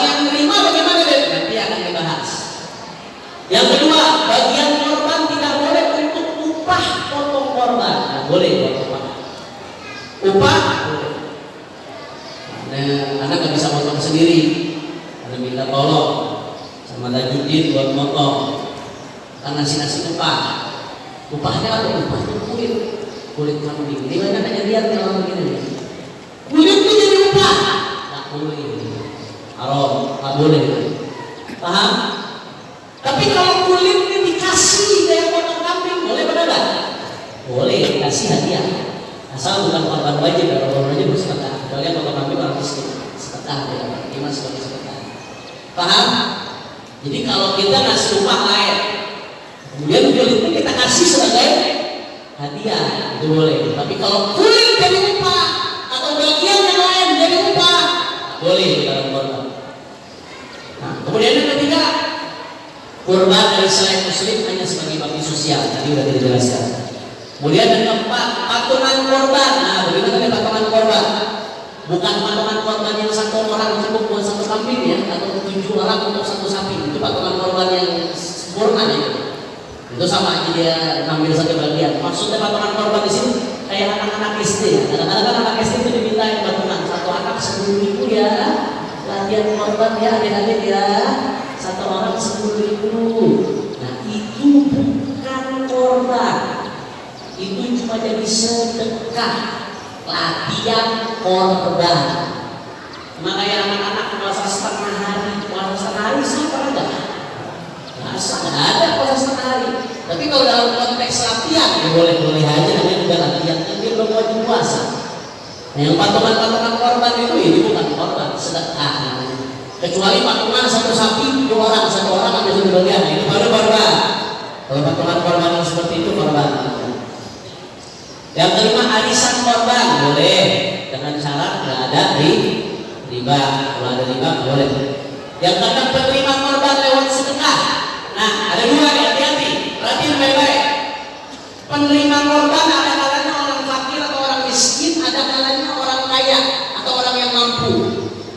Kalau penerimanya orang fakir atau miskin, maka dia terima sebagai sedekah. Kalau penerimanya orang mampu, dia bukan terima sebagai sedekah, tapi terima sebagai hadiah.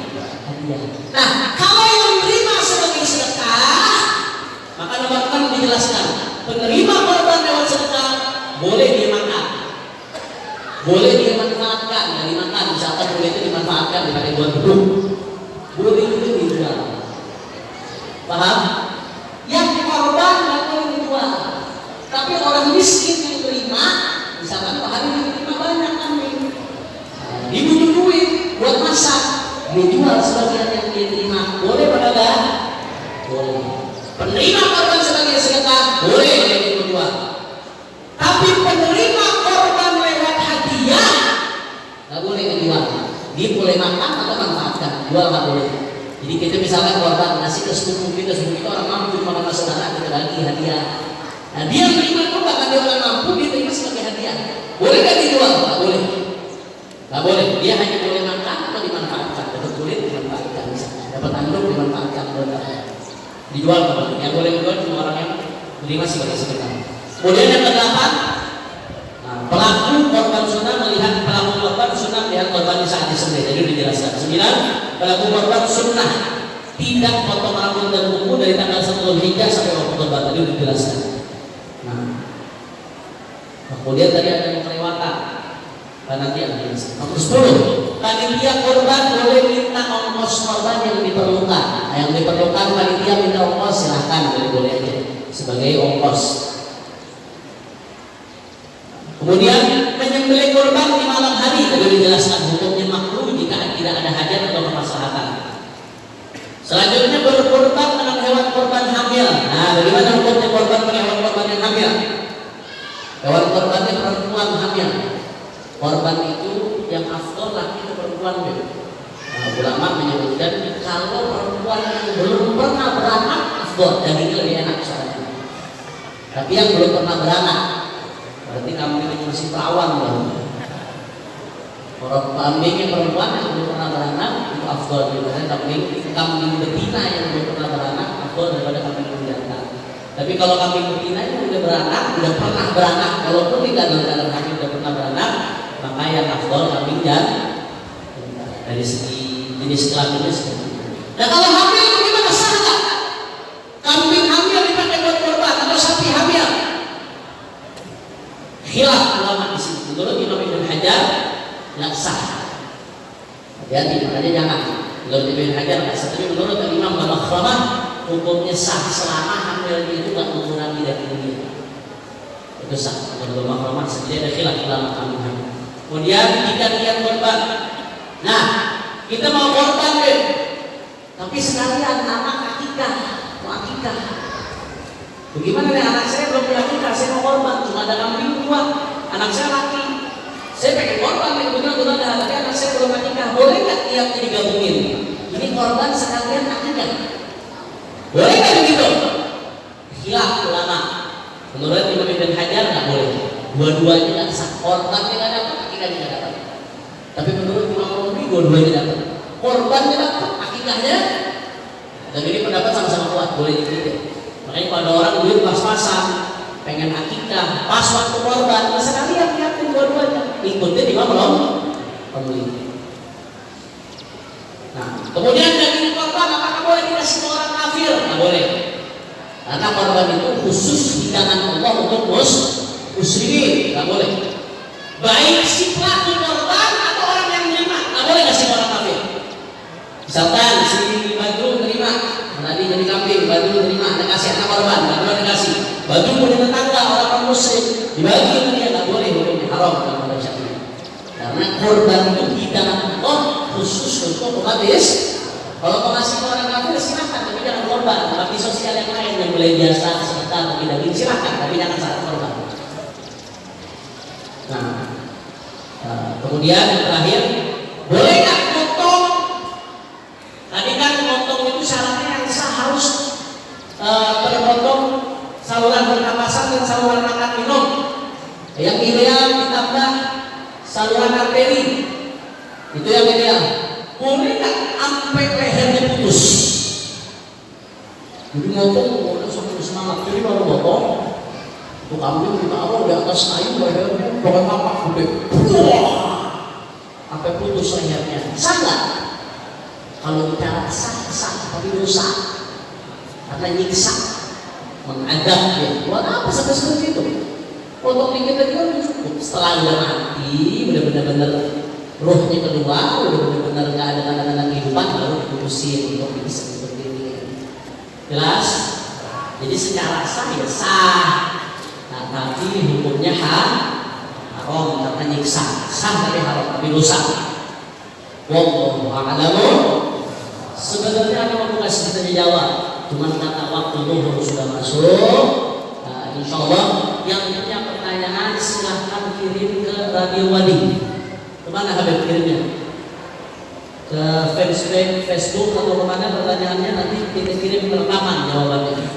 Ya, ada Facebook. Apa nama halamannya? Ya pokoknya cari tahu lah website Wadi kayak emailnya kayak. Nah, nanti dari pihak Wadi bisa kirim pertanyaannya mana. Kata waktu sudah mepet, nanti insya Allah billahi ta'ala kita akan kirim jawabannya melalui suara Indonesia. Nah, sebelum ditutup, setelah kita kaji panjang lebar masalah korban, mudah-mudahan ilmu yang disampaikan pada pagi hari ini bisa bermanfaat insya Allah, dan kita mendapatkan pahala dari ulama ilmu. Dan saya pengen mengingatkan umat Islam bahwasanya saat ini kita sedang berjuang menolak RUU HIP, betul?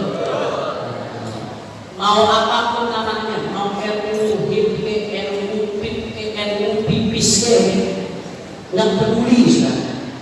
Pokoknya satu suara harga mati harus dibatalkan. Setuju? Setuju? Nggak perlu sudah. Sama sekali tidak ada urgensinya, bahkan ada indikasi kuat. RUU HIP ini adalah upaya real kebangkitan PUPKI. Betul? Oke, saya tanya, kira-kira umat Islam siap jaga Pancasila? Siap kawal Pancasila? Siap tolak RUU HIP?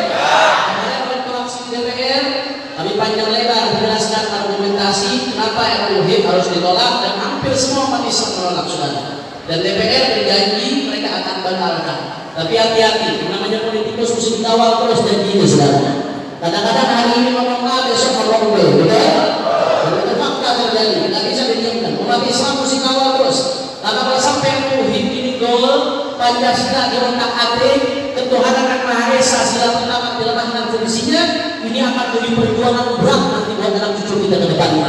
Makanya harga mati kita nggak tahu harus kita tahu apapun yang terjadi saudara, baik pemerintah atau DPR RI wajib untuk membatalkan RUU saudara. Manakala RUU ini dilanjutkan, apalagi sampai disahkan, kami ajak orang Islam dari Sabang sampai Merauke, mari sama-sama